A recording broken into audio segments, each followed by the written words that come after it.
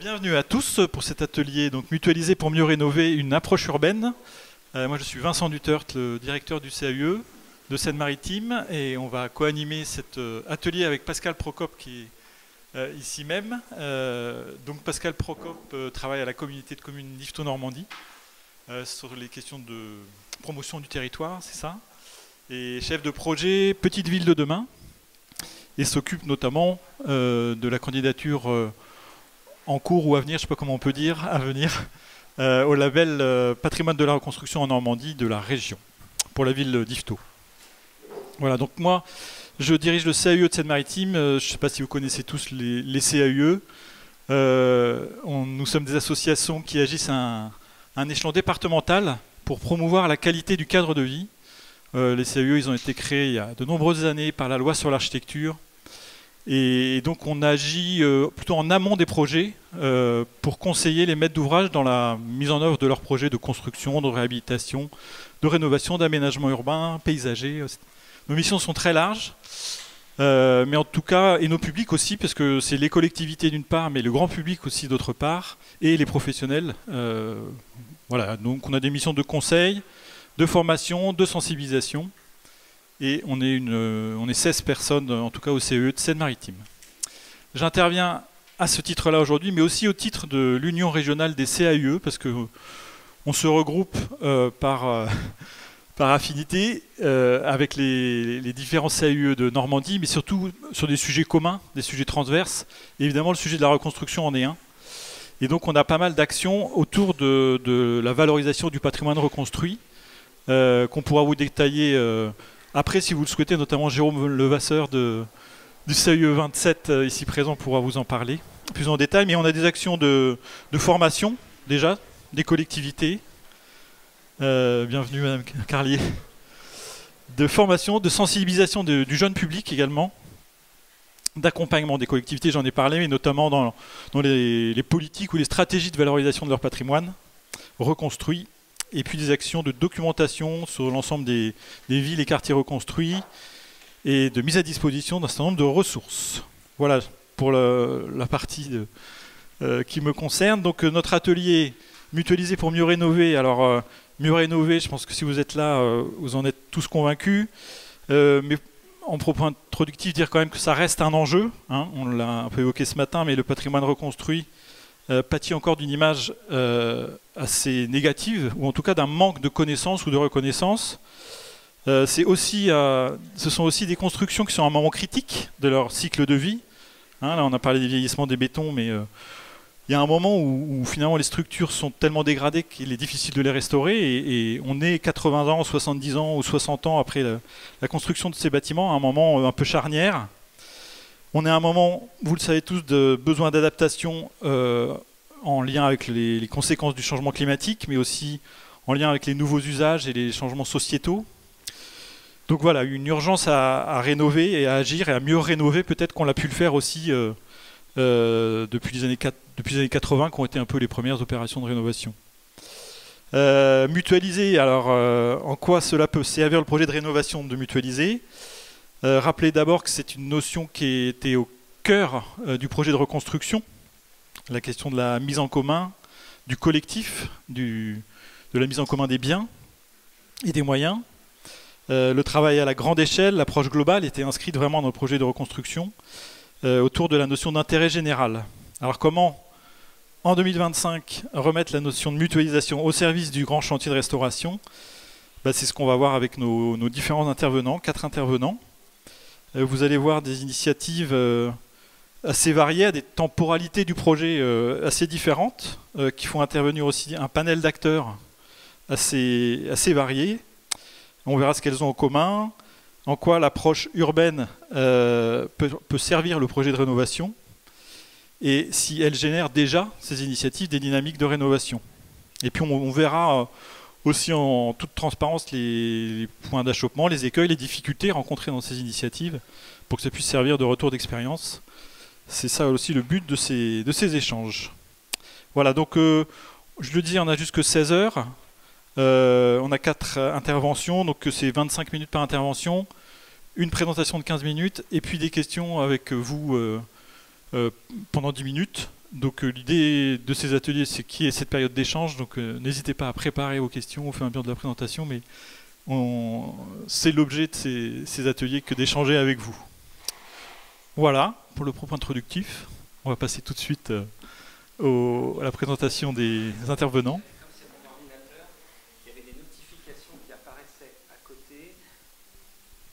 On va tout savoir.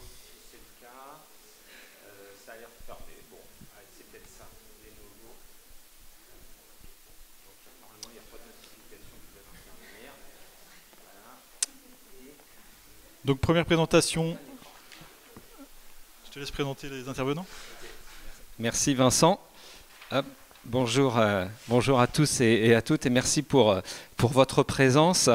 Donc la première intervention va être Anne Lebellego et Rémi Leroux. Voilà, donc si vous voulez bien prendre place. Et voilà, je vais vous présenter en quelques secondes. Donc Anne Lebellego, vous êtes directeur de... Non, pas directeur, je vais commencer. J'avais prévu par Anne et puis je me suis dit non, c'est Rémi Leroux que je vais commencer parce que je terminerai par Anne. Donc Rémi, vous êtes directeur de la culture de la ville d'Évreux et de l'agglomération Évreux-Porte de Normandie. La direction de la culture que vous dirigez a porté la candidature de la ville au label Ville d'art et d'histoire, décerné par le ministère de la Culture, et au label Patrimoine de la reconstruction, dont on a parlé ce matin, délivré par la région Normandie. Anne Lebellego, vous êtes directrice de la Maison de l'Architecture de Normandie. Quand on évoque Maison de l'Architecture, on pense lieu d'échange, lieu de rencontre, de réflexion sur la fabrication de la ville et des territoires. Il est important pour vous de vulgariser au plus près du terrain ces notions, d'impliquer de façon croissante les habitants le plus en amont possible des projets pour une appropriation commune. La résidence d'architecte que vous avez mis en place à Évreux est un de ces outils, fait partie de ces outils qui permet d'accroître l'appropriation et l'émergence de nouvelles idées auprès de la population. Et c'est de ce dont vous allez nous parler tous les deux. Merci. Merci.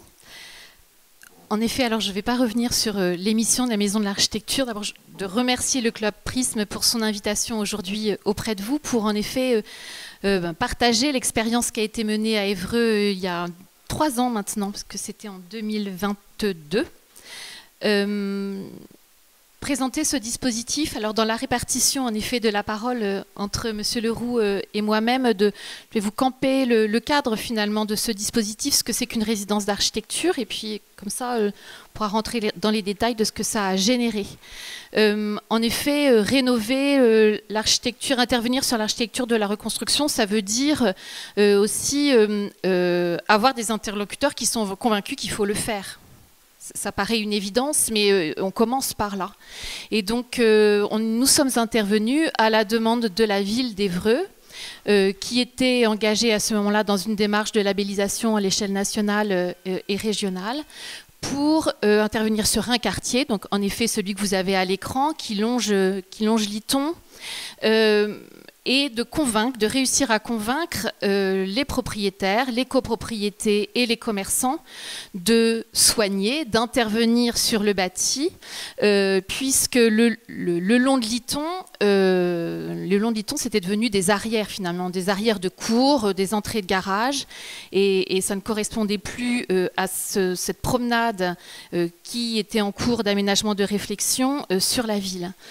Le dispositif de résidence d'architecture, c'est un dispositif que vous connaissez, mais pas forcément d'architecture. C'est un dispositif d'artistes où on invite en fait des personnes, artistes. Alors là, ce sont 2 personnes, un architecte mandataire et une seconde personne, à venir sur un territoire, à s'immerger, à regarder et à s'emparer d'une problématique avec un regard neuf, et puis d'imaginer des outils, d'imaginer des moments pour rentrer en dialogue et sensibiliser.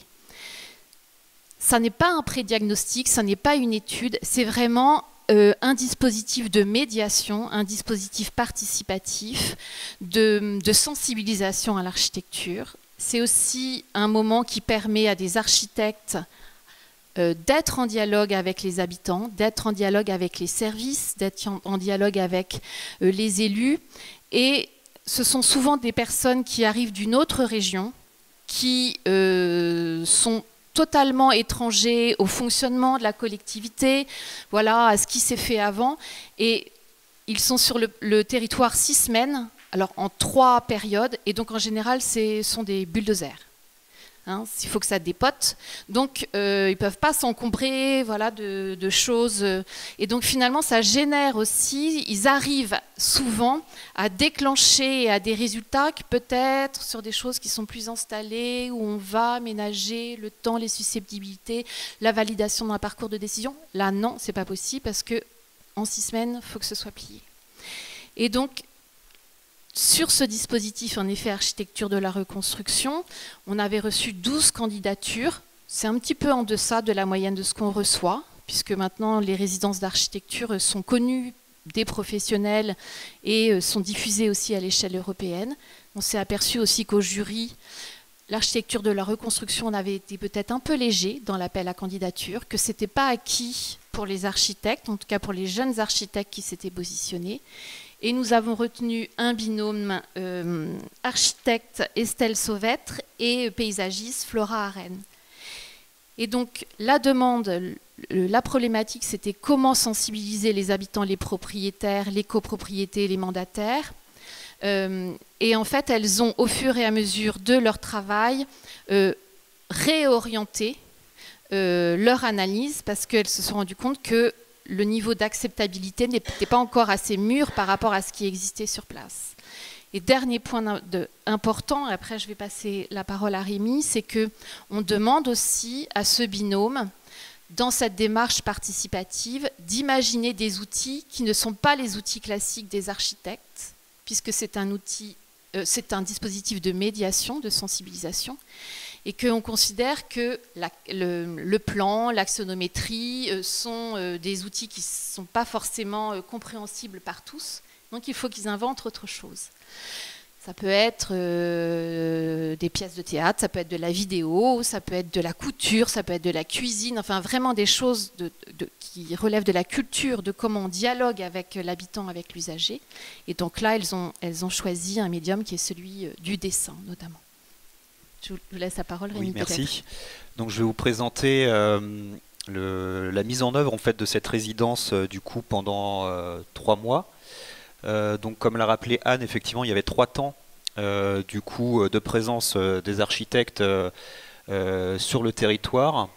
Donc, le premier temps, en fait, c'était un temps de rencontre avec le territoire pour appréhender à la fois le site que vous avez pu voir sur la diapo précédente, donc l'îlot Chartraine, qui est un îlot en fait à la fois qui accueille en fait des commerces au rez-de-chaussée et puis des habitations en fait en étage, avec une double entrée, une entrée sur la rue commerçante. D'une part, et d'autre part, une entrée sur les bordures de Liton qui est une promenade aménagée en centre-ville.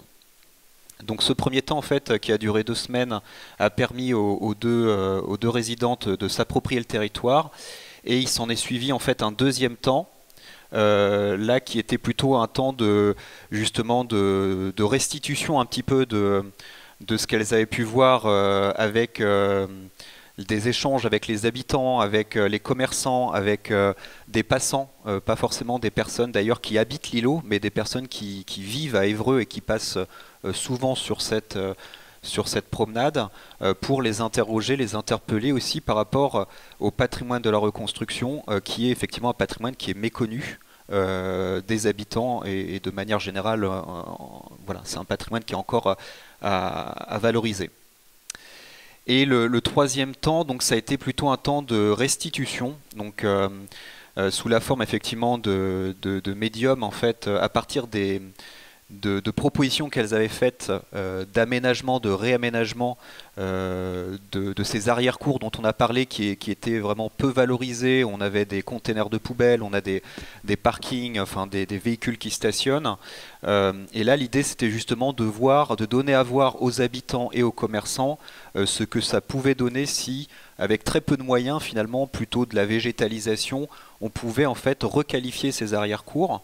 Et donc par rapport à ça, en fait, elles ont produit effectivement, comme l'a rappelé Anne, des perspectives que l'on a ensuite valorisé en fait avec une exposition donc sur site, puisqu'en fait on a un système de bâches qui est accroché en fait le long justement de cette promenade, qui permettait de sensibiliser les passants, les habitants à cette architecture de la reconstruction et surtout à la manière dont on pouvait se réapproprier cette architecture et voir finalement qu'elle pouvait être qualitative. Donc en fait ce travail-là il a abouti finalement à 30 jours quand même de travail sur le terrain. C'était vraiment un travail de terrain. Elles ont vraiment effectivement foncé les portes. Elles sont à la fois auprès des commerçants, des habitants, mais aussi sur le marché qui est juste à côté finalement. Elles ont pu interpeller les habitants. Elles ont également participé à des émissions radio sur le territoire. Et donc finalement, voilà, elles ont fait vraiment un gros travail de terrain. Avec à la fois des ateliers participatifs aussi, alors avec l'aide du comptoir des loisirs qui est l'office de tourisme, qui est basé juste à côté, et ce qui a permis justement d'aboutir à cette proposition, à ces propositions que je vais vous montrer tout à l'heure. Donc là on voit effectivement par exemple l'exposition aussi qui ensuite est allée à la médiathèque, qui est pas très loin non plus en fait de cette promenade, pour sensibiliser aussi les habitants. Elles ont produit également en fait un journal de bord, et pour chaque intervention finalement il y avait 5 petits numéros qui permettaient de suivre un peu le travail qu'elles faisaient tout au long de la résidence. Et vous avez par exemple, ça a pris ce format-là en fait, donc un espèce de coffret qui regroupe à la fois donc les petits journaux qu'elles ont réalisés et les vues, les 4 perspectives aménagées. Donc je vous invite, si ça vous intéresse, à les récupérer. Il y en a quelques-uns ici. Voilà. Donc là, voilà, ce qui est intéressant, c'est l'existant. Et ensuite, les perspectives à chaque fois. Donc il y a 4 points sur lesquels elles ont travaillé. Donc on voit les arrière-cours en fait qui correspondent au rez-de-chaussée, aux arrières des boutiques, qui ont plutôt en fait une vitrine sur le côté de la rue commerçante, mais sur les arrière-boutiques on est plutôt sur des zones de stockage finalement qui ne sont pas valorisées du côté de la promenade de Liton alors qu'on a du passage. Et là l'idée c'était d'inciter aussi les commerçants à se tourner aussi vers cette promenade qui à terme pourrait être végétalisée. Et je complète, je vous prie de m'excuser, c'est vrai que dans la commande initiale, c'était rentrer en effet dans les appartements, voilà, rénover. Ça n'était pas mûr, enfin les habitants n'étaient pas mûrs pour ouvrir leurs portes. Et donc elles ont réorienté en cours de dispositif en disant on ne peut pas rentrer dans les immeubles, on ne peut pas rentrer dans les appartements. Nous, on va s'intéresser du coup au seuil entre le public et le privé. Et là, il y a énormément de choses à faire. Et avec très très peu de moyens et d'intervention, c'est possible de tout changer. Et avec ces projections dessinées, finalement, c'était et si ? Et si vous enleviez la poubelle, et si vous mettiez un cache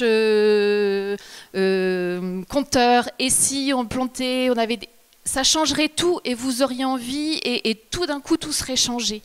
Et du coup avec ce SI, ben, ça permet aussi d'engager un dialogue et d'emmener les gens. Donc effectivement du coup il y a plusieurs vues.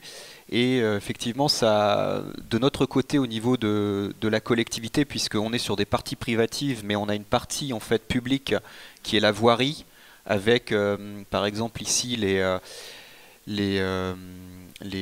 bacs à fleurs, enfin les bacs avec les végétaux. L'idée c'était aussi de poursuivre en fait ce travail-là de manière concrète.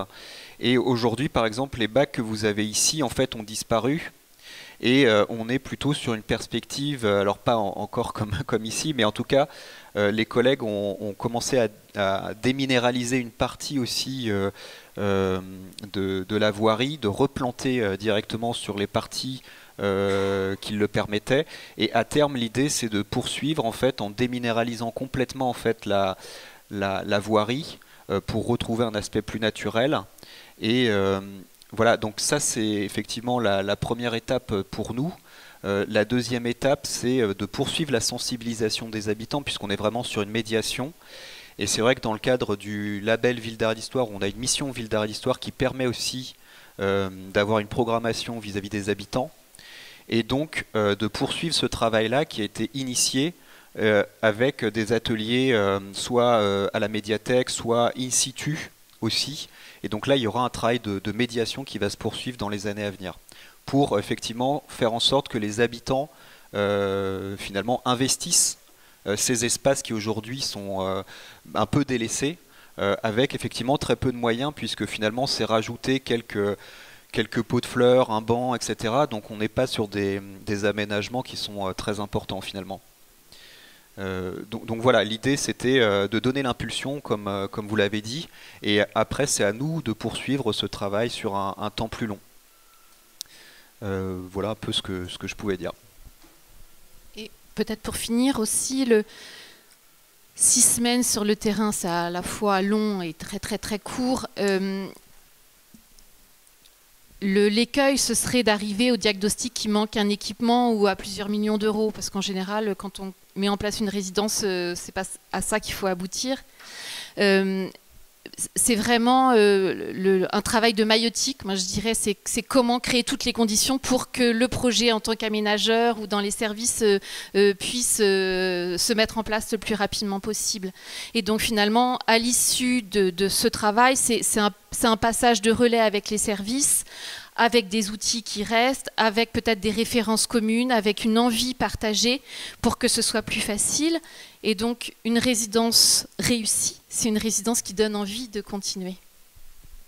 Oui, tout à fait. Puis je pense qu'elle est vraiment réussie. Il y a vraiment eu ce passage de témoin entre à la fois donc les deux architectes, la direction de la culture, mais aussi d'autres collègues de la direction de l'urbanisme ou de la direction des paysages, enfin de tout ce qui est effectivement aménagement paysager, puisque eux-mêmes en fait ont été interrogés pendant la résidence, ils ont été associés aussi lors de la sélection en fait des architectes, et ils se sont vraiment appropriés le projet. Et je pense que ça c'est important, c'est dès le départ en fait finalement de mettre dans la boucle en fait tous les collègues, bien que ce soit la direction de la culture qui portait le projet, le fait de l'avoir ouvert aussi aux collègues de la direction de l'urbanisme et des espaces verts a vraiment permis aussi la réussite de la résidence. Oui, parce que ça demande du temps, en effet, d'accompagner, d'acculturer des personnes qui découvrent le territoire. Et donc, plus on passe du temps ensemble, plus l'émulation finalement est riche. Merci de cette présentation.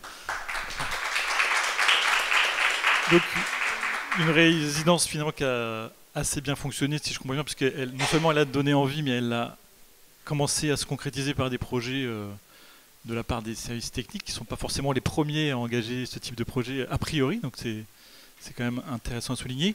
Voilà, moi je vous passe la parole maintenant, j'imagine que ça éveille quand même des questions chez vous, à la fois sur ce que sont les résidences d'architectes ou de paysagistes, et sur ce qui s'est passé à Évreux, et ce qui va encore se passer, si j'ai bien compris, parce qu'il y aura une suite à cette première étape de projet.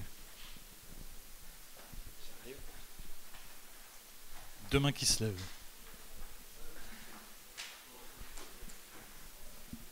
Juste un petit témoignage, parce que moi, je viens d'Évreux, j'ai grandi à Évreux de 3 ans à 18 ans et j'en suis partie. Et je fréquentais cet espace au moins 2 fois par semaine, parce que ce que vous avez peut-être pas dit, ou en tout cas, j'ai pas entendu, c'est que moi, j'appelais pas ça l'île aux Chartraines, c'était la rue Chartraine. C'est-à-dire qu'à Évreux, c'est la grande rue commerçante, la rue Chartraine. Donc déjà, de décaler un peu, de dire on va faire un îlot, bon, c'est particulier parce que dans d'autres secteurs d'urbanisme, on a travaillé sur des îlots et on se bat pour en faire des rues. Donc je trouve que la démarche va un petit peu à l'envers de ce que j'ai pu connaître. Par contre, j'ai très bien fréquenté ces espaces, et c'est vrai que c'était des espaces où, adolescente, je ne me sentais pas toujours en sécurité.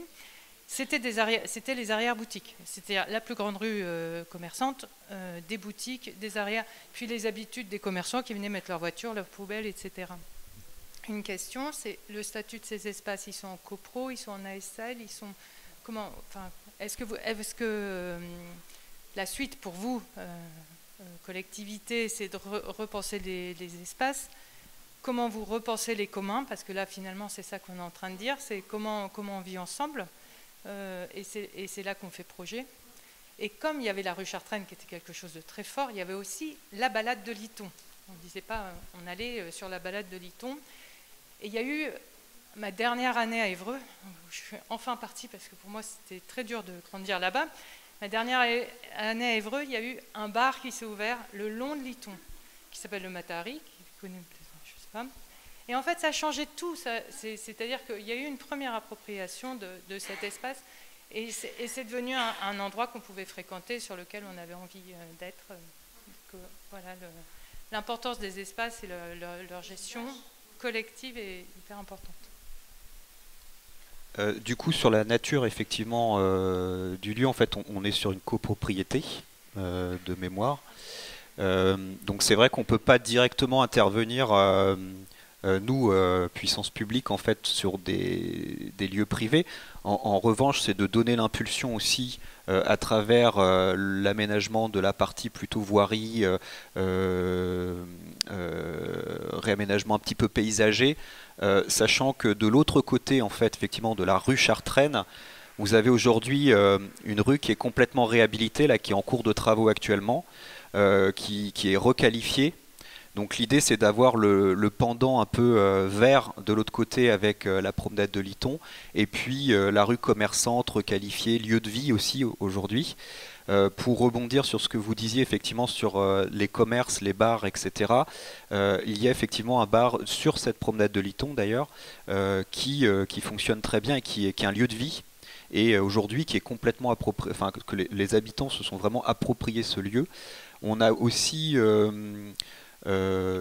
sur la rue Chartraine en fait un bar qui donne en fait plus sur la rue, et les travaux en fait on espérait aussi que les travaux fermant la rue, les commerçants pouvaient plutôt se tourner vers justement la promenade et notamment le bar pour ouvrir en fait de ce côté-là aussi. Donc ça c'est des choses en fait qu'on espère aussi, mais on n'a pas la main en fait pour imposer quoi que ce soit aux commerçants. Et j'ajoute qu'il y aura une présentation, enfin des présentations après qui vont répondre à vos questionnements sur les statuts juridiques et les outils opérationnels pour faire naître les projets. Est-ce qu'il y a une autre question? Oui, merci, bonjour. Une question, quel est le coût de la résidence d'artistes? Et puis après, sur le sujet porosité, justement, est-ce que la commune est intervenue en financement sur des parties privatives? Et est-ce que, à l'inverse, finalement, ceux qui vivent les parties privatives, est-ce qu'ils se sont autorisés à aller occuper, squatter de l'espace public? Je sais pas quoi, moi, fête des voisins, un apéro le soir, enfin je sais pas, mais comment justement cette notion de porosité, elle s'est tout doucement, enfin, elle est apparue et on a une transition la plus douce possible entre le privé et le public. Et finalement, la question que j'ai derrière, c'est est-ce que la réussite du projet, c'est quand on ne sait plus là où on est dans le public et là où on est dans le privé? Alors avec toutes les questions que ça peut poser juridiquement ou autre, mais en tant qu'usager, c'est là où c'est le plus agréable. Alors sur le coût, ça a coûté à la collectivité 10 000 €, puisque en général c'est un dispositif qui coûte entre 35 000 et 40 000 €, et il y a une grande partie qui est prise en charge par la DRAC, puisque la maison d'architecture est missionnée par la DRAC pour mettre en place des résidences d'architecture. Donc nous on fait de l'ingénierie culturelle, on arrive avec une partie du financement, et la collectivité abonde au pot avec des moyens. Voilà pour le coût. Et alors, il se trouve aussi que la maison d'architecture, il y a 34 maisons d'architecture en France maintenant. Regardez dans vos régions si vous n'en avez pas. Elles sont rassemblées au sein d'un réseau des maisons d'architecture qui lance des dispositifs tous les ans. et qui finance grâce à du mécénat de la Caisse des dépôts. Donc là, il se trouve qu'il y a eu un appel à candidature qui va sortir dans une semaine avec une résidence sur le Mont Gargan. Mais voilà, on empile aussi des financements et ça nous est arrivé d'aller chercher du financement autre quand c'était compliqué. Parce que la difficulté aussi, c'est pour les collectivités, notamment les collectivités rurales qui sont intéressées de financer, c'est compliqué. Oui, et après le lien avec les habitants, donc la spécificité de cet îlot, justement, c'est effectivement qu'on a beaucoup de locataires, donc des personnes qui n'ont pas forcément le temps de s'approprier non plus en fait les espaces. Les propriétaires en fait ne sont pas sur place. On a donc du coup les commerçants au rez-de-chaussée qui ont plutôt en fait une logique du coup de gestion d'un commerce, sans nécessiter forcément de voir l'intérêt de prime abord en fait justement de se tourner de l'autre côté de la rue, et des locataires finalement qui sont là sur un laps de temps qui est finalement assez court, et donc c'est peut-être assez dur effectivement. Il n'y a pas forcément, enfin moi j'ai pas connaissance par exemple d'un regroupement d'habitants qui justement autour de la fête des voisins se seraient réunis pour justement faire connaissance et se réapproprier ces espaces, en tout cas pas pour l'instant. Ça ne veut pas dire que ça ne va pas se faire. Après, c'est vrai que nous, l'idée, c'est de reprendre la suite aussi de ce projet.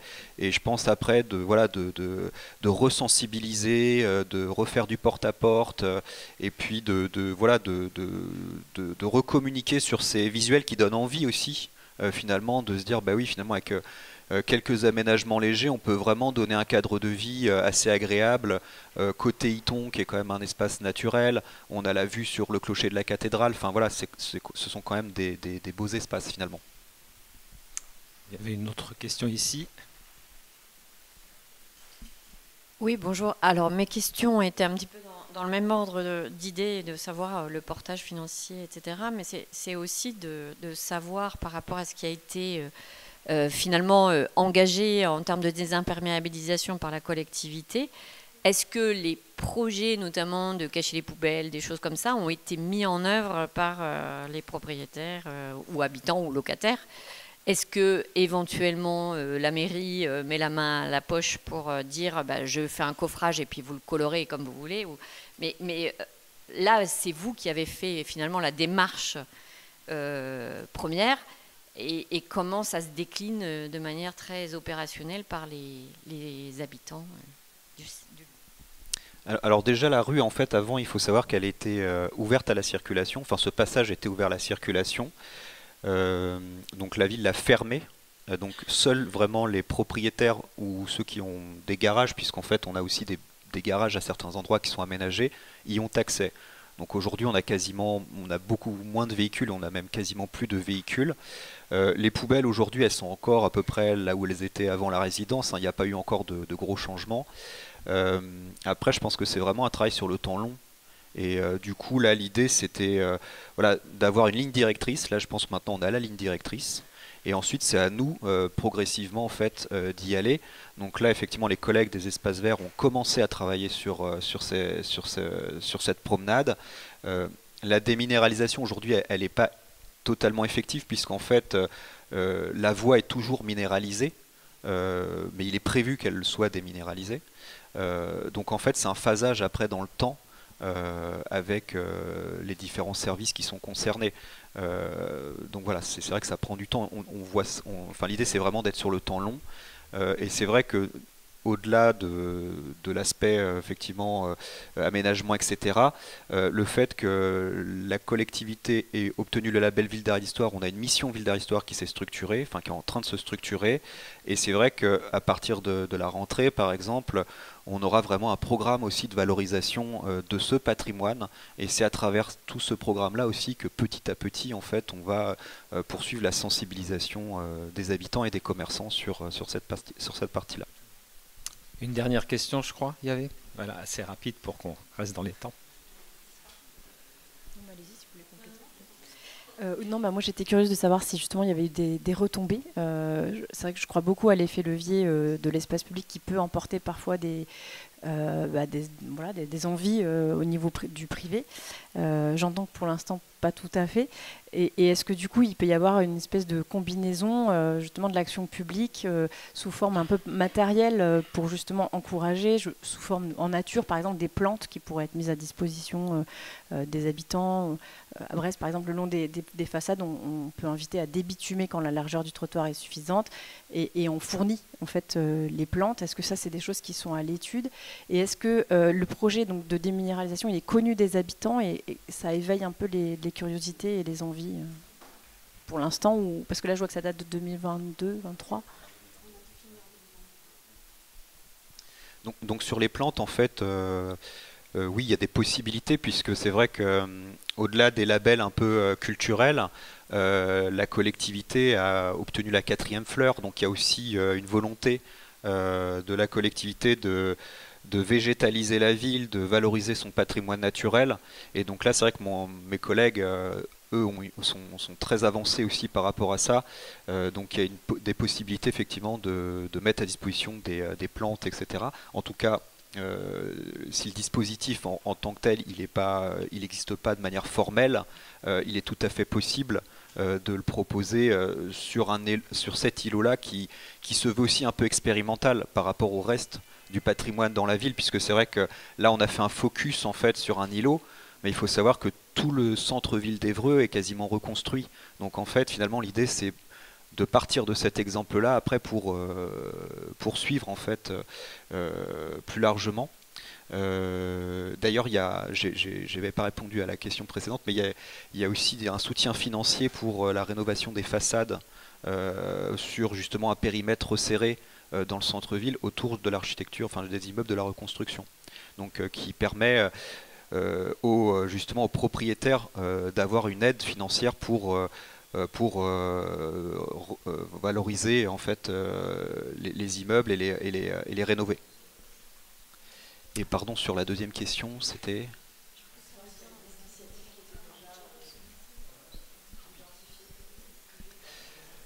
Non, bah non, en fait, pour l'instant, en fait, on est quand même bien que finalement ce soit début 2023 que ce soit terminé.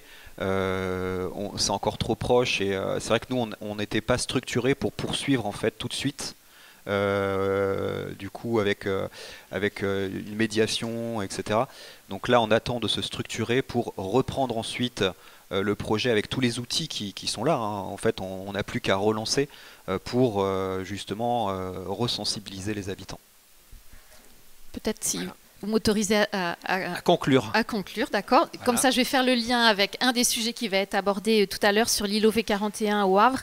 C'est vrai que vos questions, elles mettent en lumière la difficulté de transmission et puis le décalage du temps en fait dans l'appropriation des projets. Tant que je suis convaincue, pour l'avoir vécu à de nombreuses reprises, que ces petites graines, elles germent. Alors des fois avec un décalage dans le temps important, mais elles germent à un moment. Dans cette capacité qu'ont les projets à orienter les regards, à suggérer des potentialités, on mène un autre projet qui s'appelle Genius au Havre depuis 2018, via des installations éphémères. Et on s'est installé en 2018 dans l'îlot V41 autour de la question des jardins. Et vous allez nous en parler parce que voilà, ça a suscité beaucoup d'interrogations. On en parlait encore avec la collectivité, avec la ville du Havre sur tout ce que ça a généré comme envie, comme questionnement, mais que c'est pas encore complètement mûr. Donc voilà, il y a des envies et on voit bien qu'il y a un moment, toutes les conditions ne sont pas réunies au niveau des propriétaires, au niveau de la copropriété, ça pose encore question d'enlever les voitures pour mettre un jardin. Non, on n'y est pas. Peut-être que même dans les services, ça coince encore. Pour autant, c'est via des projets culturels qu'on arrive à enfoncer des portes, à suggérer des idées, à aller plus vite que le réglementaire. Et moi, je crois beaucoup aussi à la complémentarité des choses entre la force, la conviction des habitants, le réglementaire, le CAUE, les services, voilà, pour avancer ensemble dans le bon sens. Merci pour toutes ces précisions. Je précise que ce document est disponible en bas sur la table, sur les tables du marché aux initiatives. Merci à Anne Lebellego et Rémi Leroux. Frédéric Hervé, ça sera à la fin. C'est pour vous donner envie de rester jusqu'à la 4e intervention. C'est bien joué. Merci Anne de tout ça. On va accueillir maintenant Elsa Moutet et Élodie Rousseux du CEREMA Normandie Centre. Donc, Elsa Moutet, vous êtes responsable d'études ville durable et urbanisme au CEREMA Normandie Centre, pilote et référente aménagement de l'étude Recocartier. Voilà, j'espère que je n'ai rien oublié. Élodie Rousseux, chargée d'études bâtiments et gestion de patrimoine au CEREMA Normandie Centre, référente bâtiment de l'étude Recocartier que vous allez nous présenter dans quelques instants. Donner envie de réhabiliter les quartiers de la reconstruction. C'est par ces quelques mots que le CEREMA et l'EPFN ont souhaité développer un outil à destination des collectivités pour qualifier sur le territoire normand le patrimoine de la reconstruction. Un travail collaboratif et partenarial qui a permis de développer des indicateurs pour qualifier l'état des quartiers reconstruits aux échelles régionales, départementales, communales, par quartier et par bâtiment.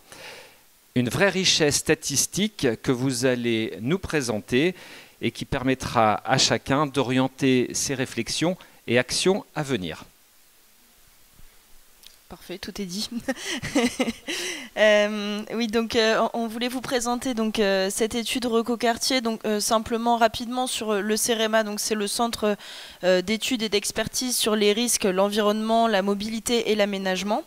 Donc on intervient, on accompagne les collectivités dans leurs projets de territoire, et donc nous on a la particularité avec Elsa d'être dans un groupe qui travaille à l'échelle de la ville, c'est-à-dire qu'on n'est pas forcément stratifié avec les personnes qui travaillent sur le bâtiment d'un côté et les personnes qui travaillent sur l'aménagement de l'autre côté, mais justement notre force c'est qu'on arrive à faire des études justement où on mélange un peu tous ces aspects et où on arrive à discuter du coup avec un maximum d'interlocuteurs grâce à cette force.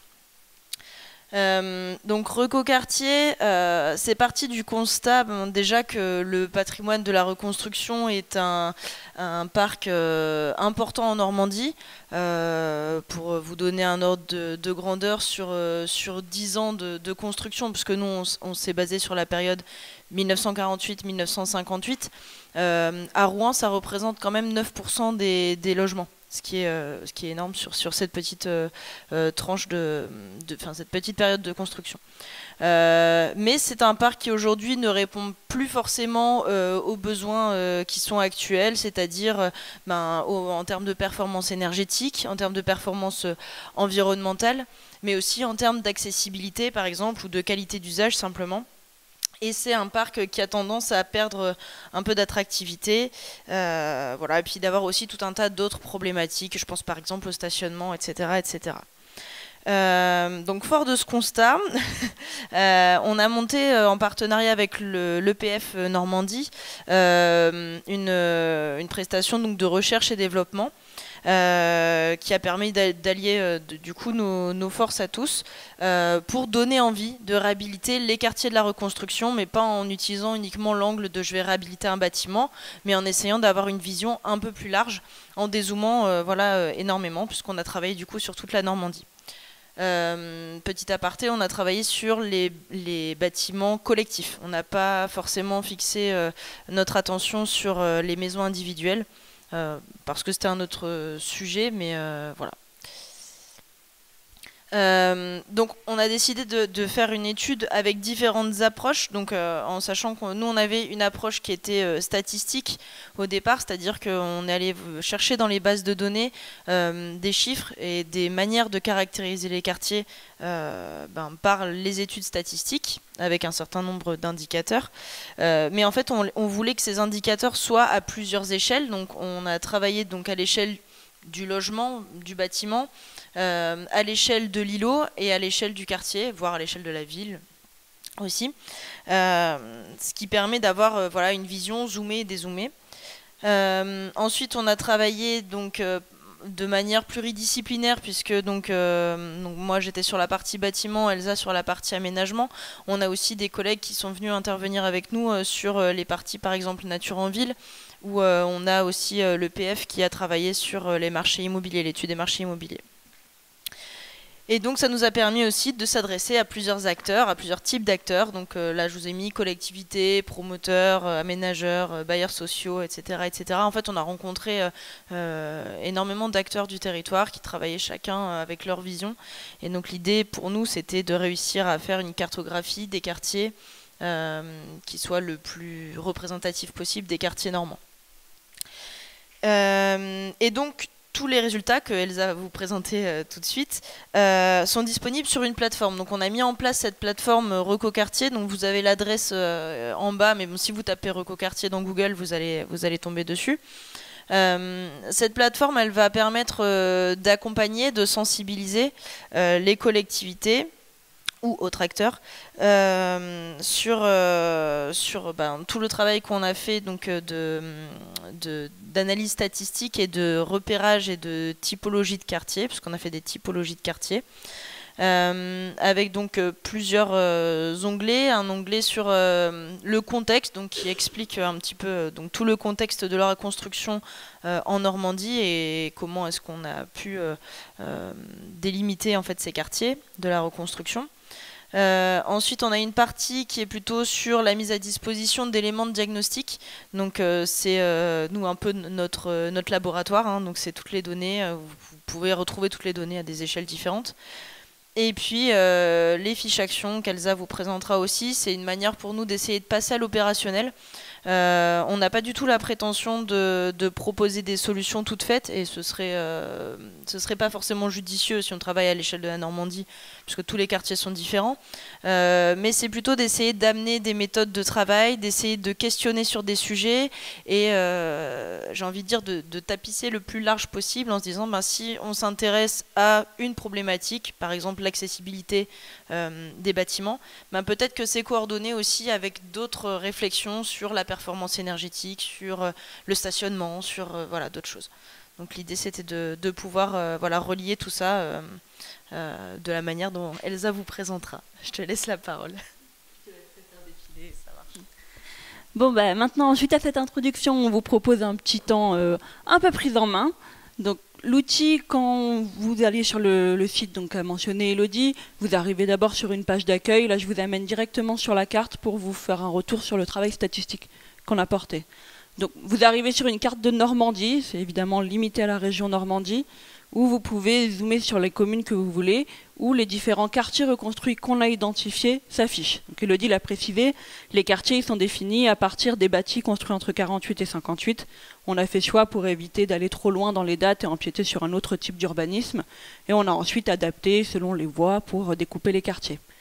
Quand vous cliquez sur le quartier qui vous intéresse, donc là c'est celui qui est détouré en jaune, vous avez sur la fenêtre de droite tout un tas de données qui s'affichent avec différents onglets. Donc on a fait le choix de mettre d'abord en évidence des données qui sont plutôt synthétiques. Donc là, alors dans mes souvenirs, on est dans un quartier sur rive gauche, pour les personnes qui connaissent bien Rouen, on est entre Saint-Sever et la cité administrative. On sait qu'on va être sur un quartier où il y a 84 logements qui sont répartis dans 19 bâtiments. Et après, on va avoir des données sur l'organisation des copropriétés, sur le niveau socio-économique des ménages et aussi des indicateurs de densité, d'imperméabilisation de ce quartier. En fait, il faut vraiment voir ça comme deux grandes catégories d'indicateurs. Une première qui nous sert à qualifier le quartier en tant que tel, et l'autre qui sert à avoir des avantages sur les typologies de ménages et donc leur capacité à intervenir sur leur propre patrimoine, qui permet ensuite de savoir quel type de programme éventuellement mettre en place selon les ménages qui sont là. On a un second onglet qui est là le détail de tous les indicateurs qu'on a étudiés. Donc il y a environ 35 indicateurs. Ça c'est vraiment, si vous voulez, l'info précise. Par exemple, le pourcentage de DPE-FG, la part de population de plus de 65 ans, ce genre d'informations. Vous pouvez le retrouver ici et l'adapter à votre sauce. Je passe l'onglet graphe parce que c'est les mêmes infos mais en graphe. On a un outil, le lab. Alors là, c'est pour les personnes qui aiment encore plus les chiffres. L'idée de ce lab, c'est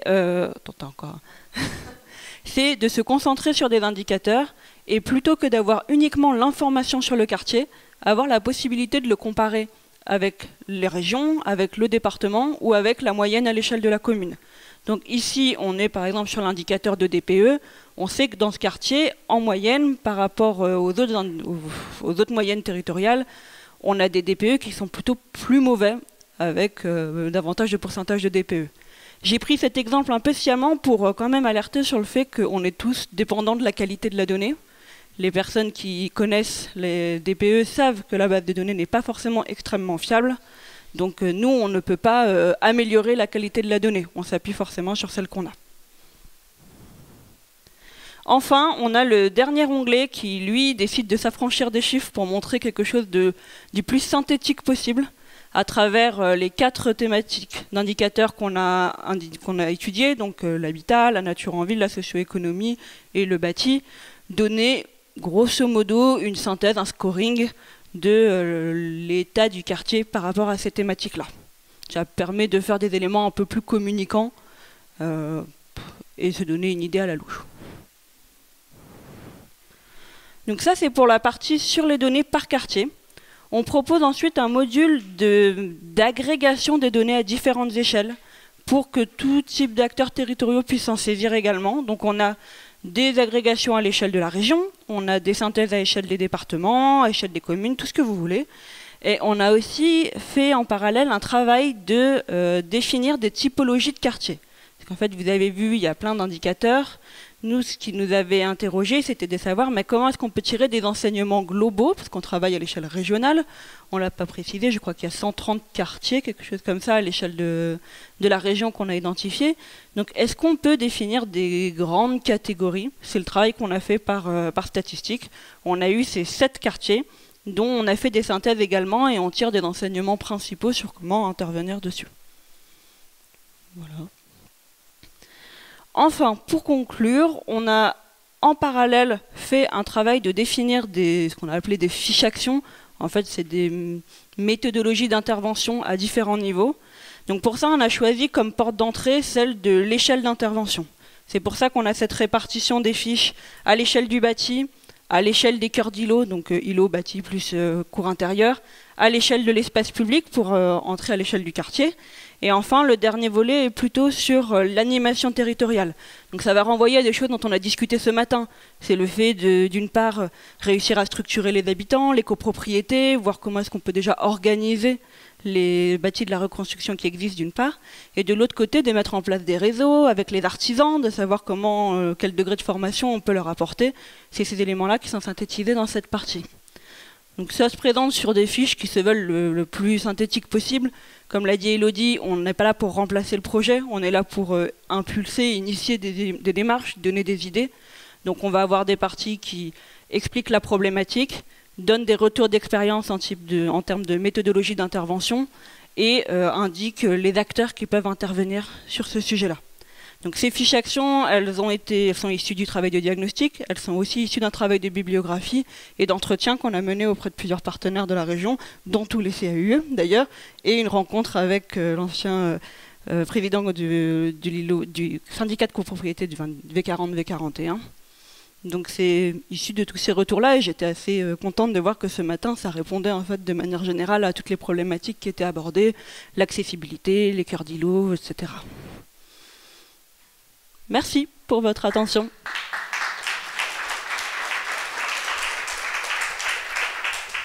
Merci pour cette présentation de l'outil qui est très intéressant, très performant. On voit que vous manipulez la donnée, c'est votre métier et c'est ça la base, la structure de l'outil. Moi je le prends comme, effectivement vous l'avez dit, une aide au diagnostic. J'imagine qu'après quand on veut passer dans des phases de projet urbain, des phases opérationnelles, ça nécessite des diagnostics plus fins, mais en tout cas c'est des premières approches très précieuses à l'échelle de Normandie. Et puis les fiches méthodologiques qui, elles, permettent peut-être de passer déjà à des phases préopérationnelles. Vous n'avez pas parlé de la suite de ce travail-là, mais je crois que c'est une première étape. Est-ce que vous voulez juste en dire 2 mots ? Donc ce projet, il est en partenariat avec l'établissement public foncier de Normandie. On est en train de discuter de comment est-ce qu'on cadre la suite de l'accompagnement. Nous, pour le moment, on est déjà en contact avec des collectivités à qui on a présenté ce travail, qui nous sollicitent pour savoir comment est-ce qu'on peut aller plus loin, comment est-ce qu'on peut le mettre en œuvre sur le territoire. Voilà, à peu près à quoi. Donc on est ouvert à la discussion si ça intéresse des personnes de venir en parler avec nous. Et sinon, tout est disponible en ligne gratuitement, bien sûr. Alors Est-ce qu'il y a des questions, oui, dans la salle? Excusez-moi. Oui. Allez-y. Moi, j'avais une petite question, enfin, 3 petites questions. Je voulais savoir déjà, votre profil, vous êtes data scientist ou enfin, vous travaillez sur l'open data ou profil d'analyste? Enfin, pardon, oui. Alors de base non. En fait on a une personne qui a rejoint notre équipe au cours de l'étude qui lui est plutôt voilà, il est géomaticien, il est très calé dans l'analyse de données, donc qui nous a vraiment permis de faire un travail complet là-dessus. D'accord. Ouais. Et là, donc les 2 autres questions, c'est vous avez parlé finalement d'un microcosme où il y avait beaucoup en fait d'interactions, et je m'interrogeais en fait, ce que je trouve difficile dans ces cas-là, c'est de fédérer sur des indicateurs en fait communs. Et je voulais savoir s'il y a eu un petit peu, comme on l'a vu tout à l'heure aussi, il y a eu, je dirais, des contradictions sur quel indicateur on va fixer. Non, moi, au niveau patrimoine bâti, j'aurais pu envisager celui-ci. Je vais aller drainer un autre, voilà, un autre indicateur. Et dernière chose aussi. Moi, je me posais la question en fait du retour aussi des collectivités qui vous ont, peut-être que c'est par la suite, mais quand on parle du label régional et de l'appropriation des propriétaires, là on est au cœur de ce sujet, et de la mise à jour aussi de ces données. Voilà. Alors je peux répondre peut-être sur les indicateurs. Sur les indicateurs, c'était assez, je ne vais pas dire compliqué, mais on a quand même discuté pour savoir quels indicateurs étaient peut-être les plus parlants pour nous et aussi pour les personnes à qui on va s'adresser. Parfois vous avez des indicateurs aussi qui se recoupent plus ou moins, donc voilà, on a essayé de filtrer et de trouver les indicateurs qui nous paraissaient les plus intéressants à faire parler. Pour la petite anecdote, moi sur la partie bâtiment par exemple, j'avais envie de savoir le pourcentage de bâtiments qui étaient construits en béton, en pierre, en briques, enfin voilà. En fait c'est des bases de données qui sont très très mal remplies, on a genre 30% de bases de données, et puis quand on essaye de vérifier un bâtiment et qu'on va le voir en vrai, on sait que c'est tout le temps faux. Bon, on a essayé de faire le travail, on a essayé de pousser, mais bon, enfin voilà, on s'est vite rendu compte que ça n'avait pas de sens parce que c'était pas la réalité malheureusement. Il y a d'autres indicateurs sur lesquels on est beaucoup plus sûr et où ça va. Excusez-moi, mais dans ces cas-là, il faut contextualiser beaucoup, j'imagine, parce que le choix de finalement cette donnée, de dire je la prends pas parce qu'en fait elle est pas fiable.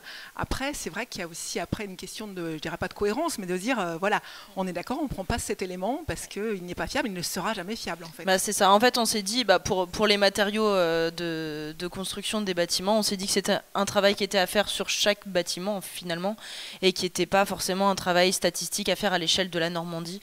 Et puis ça n'empêche pas qu'on se lance après dans un détail plus poussé si on part dans quelque chose de plus opérationnel, quoi.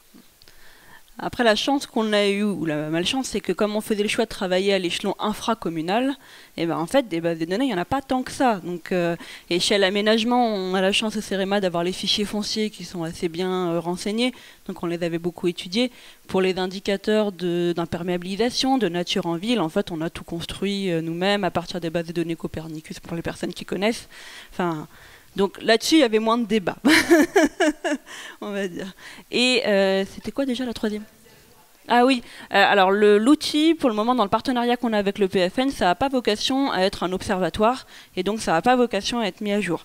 L'idée, c'était qu'on fasse cette étude un peu one-shot, et que de voir si dans les 3-4 ans, donc tant que la donnée est encore fiable, on arrive à impulser des démarches auprès des collectivités, des quartiers reconstruits. Si après on se rend compte qu'il y a une demande, on reverra avec le PF si on continue le partenariat, mais actuellement, ça n'est pas prévu d'actualiser. D'autres questions ? Moi j'en ai une, Elsa et Elodie. Y a-t-il des résultats qui vous ont surpris par rapport aux a priori qu'on peut avoir les uns et les autres sur la reconstruction ? Ou pas spécialement ? Alors un résultat, je dirais pas ça, mais je dirais sur la difficulté peut-être d'identifier les villes reconstruites et d'identifier les quartiers de la reconstruction, parce qu'on s'était dit que c'était peut-être simple de se dire les villes reconstruites, nous bêtement, on est parti sur la liste des villes martyrs de la reconstruction, et on s'est rendu compte que il y a pas mal de villes qui ne font pas partie de cette liste, mais qui sont pourtant des villes reconstruites. Après, dans la construction de nos quartiers reconstruits, en fait, c'est pas quelque chose qui est identifié ou identifiable facilement.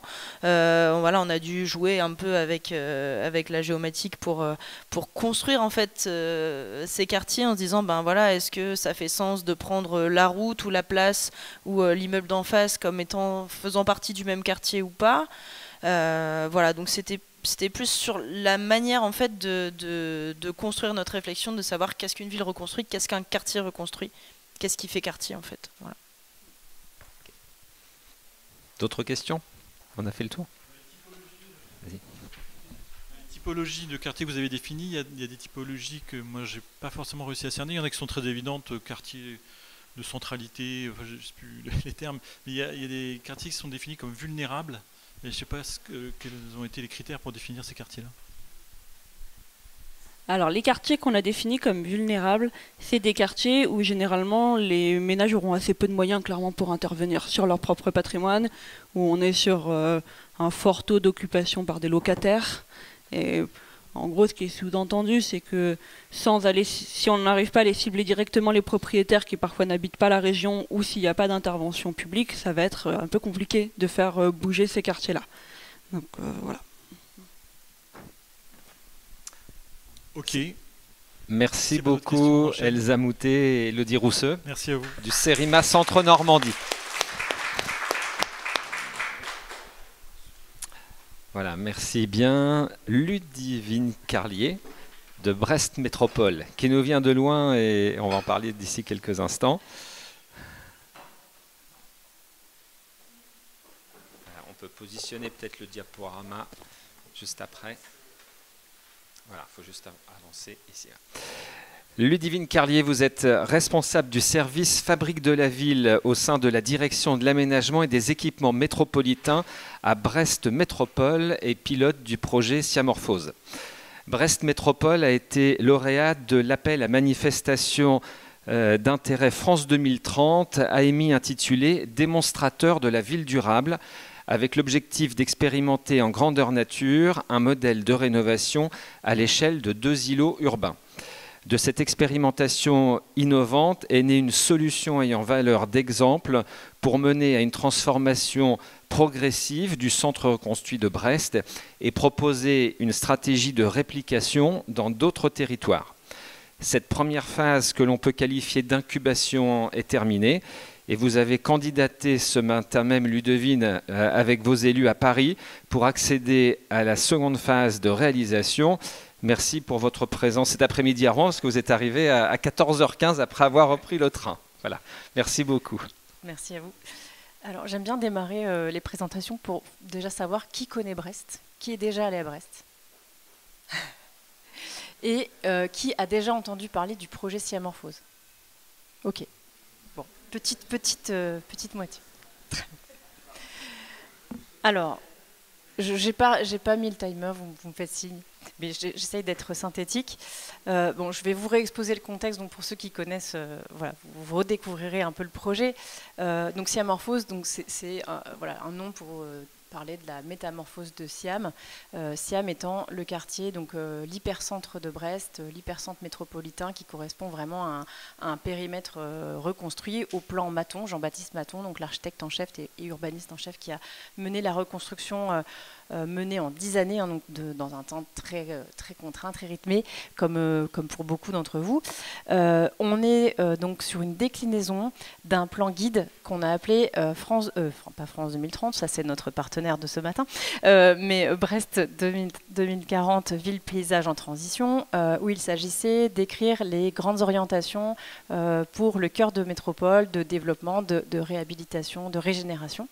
Et donc le projet finalement Siamorphose, c'est une déclinaison, c'est une des orientations de ce plan guide autour de l'amélioration de l'habitabilité de ce secteur du centre reconstruit.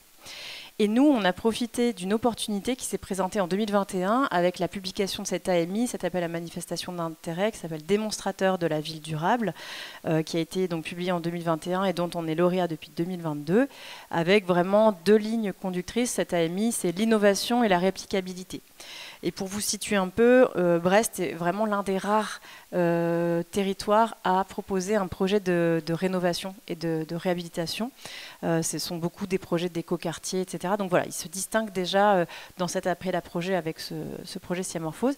Et le projet qu'on a proposé à notre niveau, c'est la rénovation de 2 îlots urbains.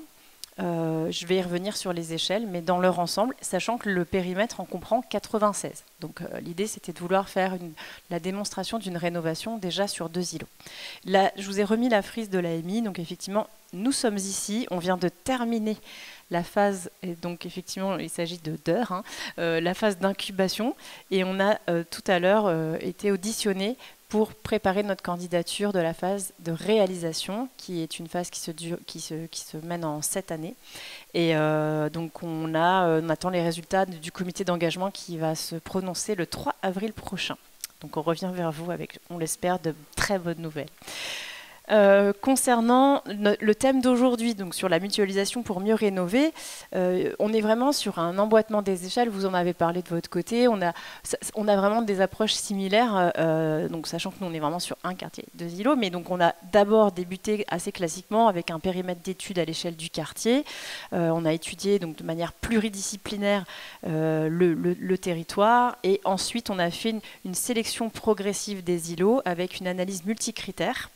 Le critère majeur, et j'y reviendrai après, étant évidemment l'adhésion des propriétaires. J'en ai très peu parlé. On est sur quasiment 100% privé ici. Il y a pas mal d'équipements, mais il y a peu ou très peu d'habitat social, par exemple. Donc on est vraiment sur la copro dans toutes ses dimensions. Et puis le périmètre opérationnel, lui, donc, a été défini très tôt, donc toujours dans ces idées de mutualisation et de réplicabilité. On a défini ce qu'on appelle une nouvelle unité de vie qui est l'îlot urbain. On essaye de se détacher de l'échelle immeuble, avec tous les enjeux juridiques notamment qui se posent évidemment. Et on a donc un îlot urbain avec 3 composantes qu'on souhaite embarquer tout en même temps pour donner à voir l'ensemble des évolutions possibles urbaines, architecturales, usages, etc. À l'échelle de l'îlot. Avec donc ces 3 composantes, la séquence bâtie, donc la couronne, on a des îlots qui ont été classés par typologie, voilà, on a plusieurs familles d'îlots, mais donc on a une couronne bâtie, le cœur d'îlot, et puis l'espace public. Et pour nous, c'est vraiment important que cet ensemble soit mis en œuvre, enfin non, soit réhabilité et requalifié en même temps pour faire démonstration.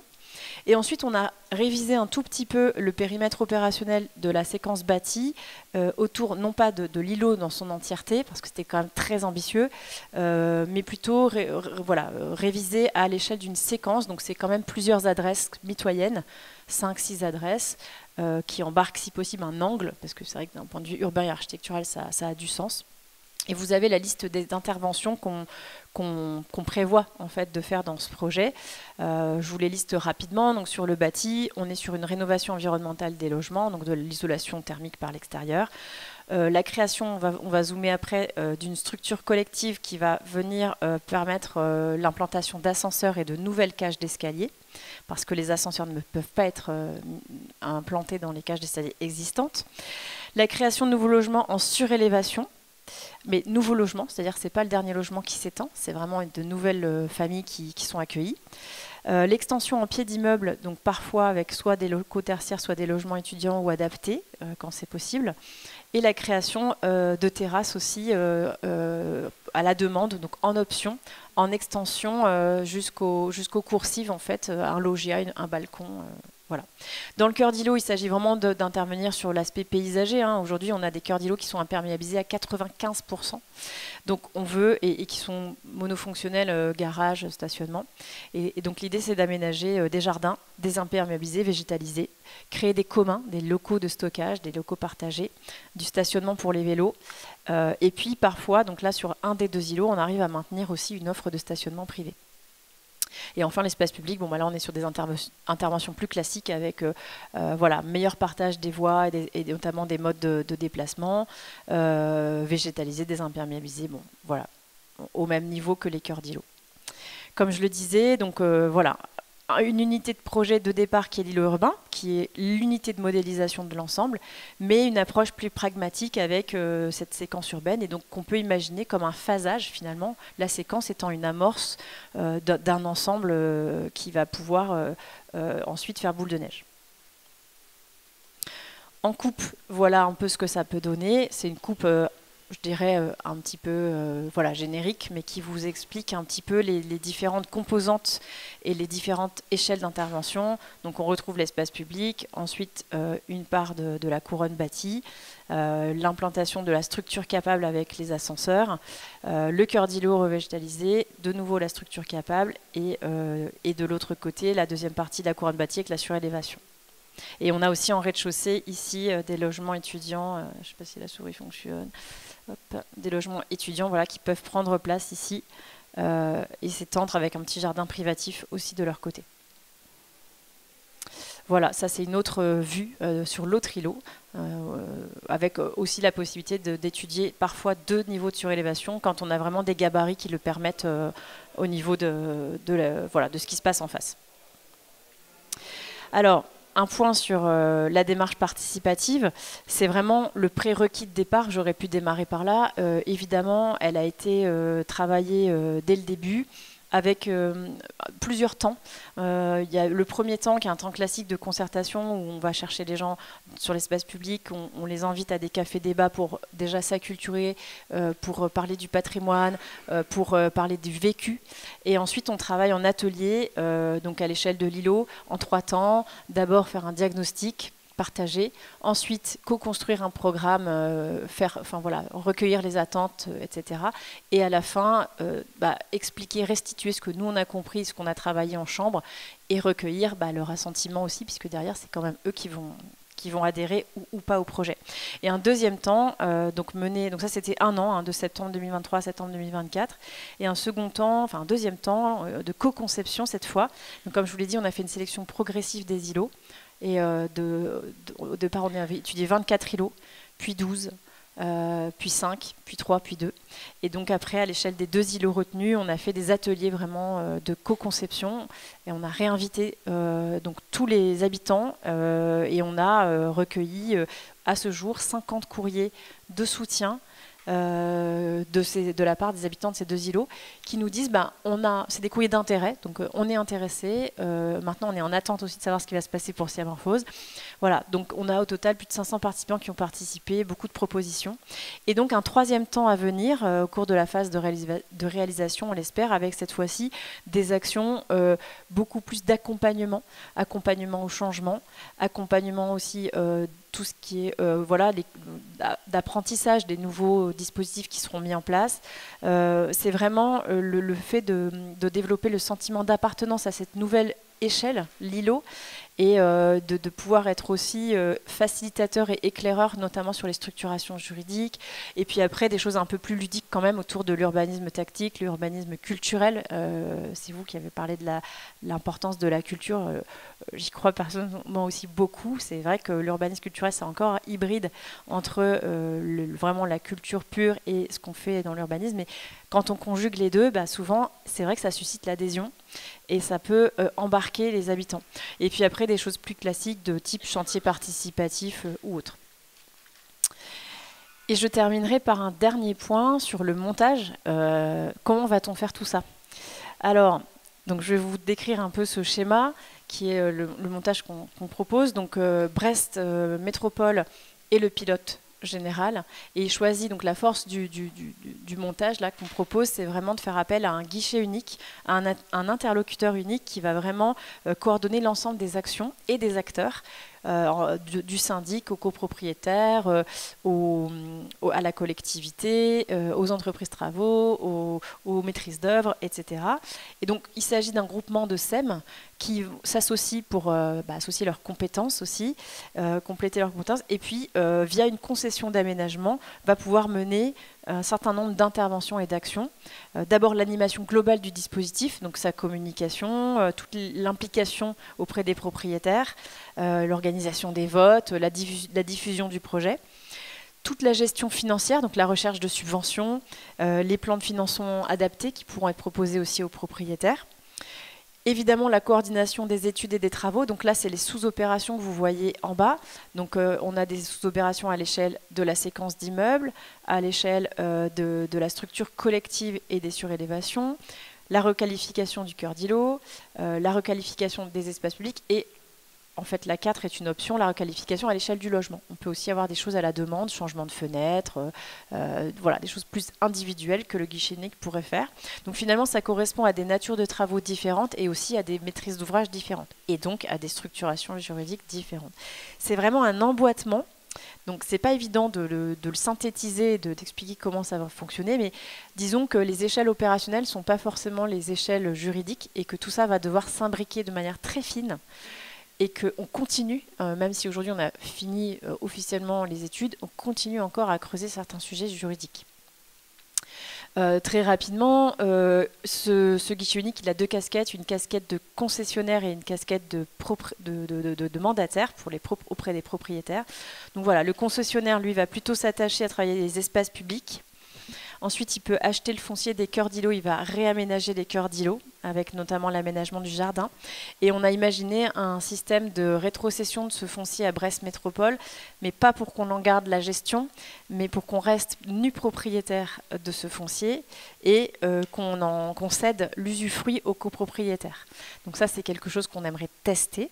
Ça reste encore à stabiliser, mais c'est un peu la pirouette qu'on a essayé de trouver pour ne pas avoir à revendre des parts de commun et donc du coup des nouveaux coûts aux copropriétaires qui sont déjà, qui pourraient déjà être voilà. Donc après on se donne du temps à Brest Métropole du coup pendant 10 ans, 15 ans pour réfléchir qu'est-ce qu'on veut faire de ce foncier et ça nous garantit néanmoins l'usage, c'est-à-dire qu'on a désimperméabilisé, on a végétalisé, il faut garantir aussi que ça reste comme ça et le démembrement, en tout cas la nue propriété et l'usufruit permettent cela.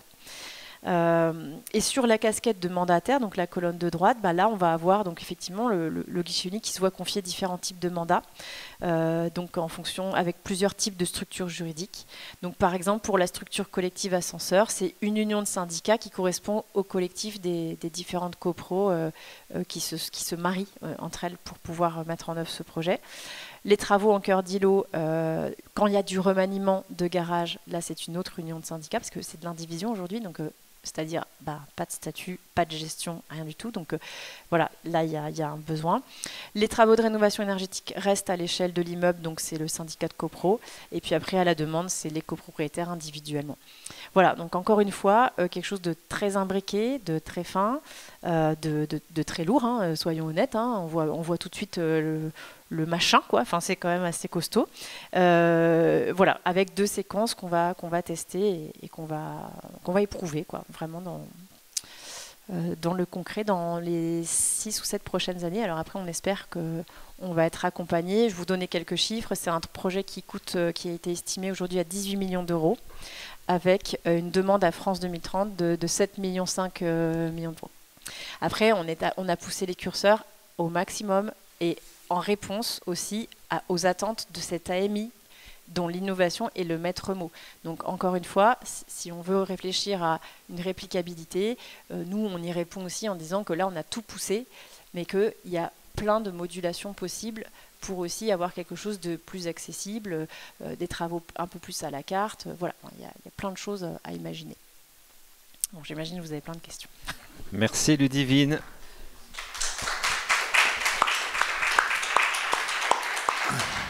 Merci. C'est très intéressant. Les 18 millions, c'est à l'échelle des 2 îlots cités. Et comment se passe l'adhésion des syndics, des copros, etc. Comment ils adhèrent ou pas au projet et comment les réticences se lèvent. Et comment, je pense qu'on est en patrimoine MH, j'imagine. Hein? C'est la VAP encore chez nous. Pardon? C'est le patrimoine de la VAP. VAP, c'est de l'ère de valorisation de l'architecture et du patrimoine. D'accord, ok. C'est pas monument historique donc. Non. D'accord, c'est une autre forme. Je connais pas. VAP, okay. C'est la suite, je crois, mais c'est encore le prédécesseur de ce qui est aujourd'hui. Je D'accord. sais plus comment ça s'appelle. Voilà. Et donc il y a un regard ABF ou équivalent? Tout à fait. D'accord. Tout à fait. Et comment justement l'ABF par rapport à ces circulations verticales qui sont exportées ou ces surélévations qui par rapport à un ensemble bâti global viennent le réécrire un petit peu? Comment c'est vécu?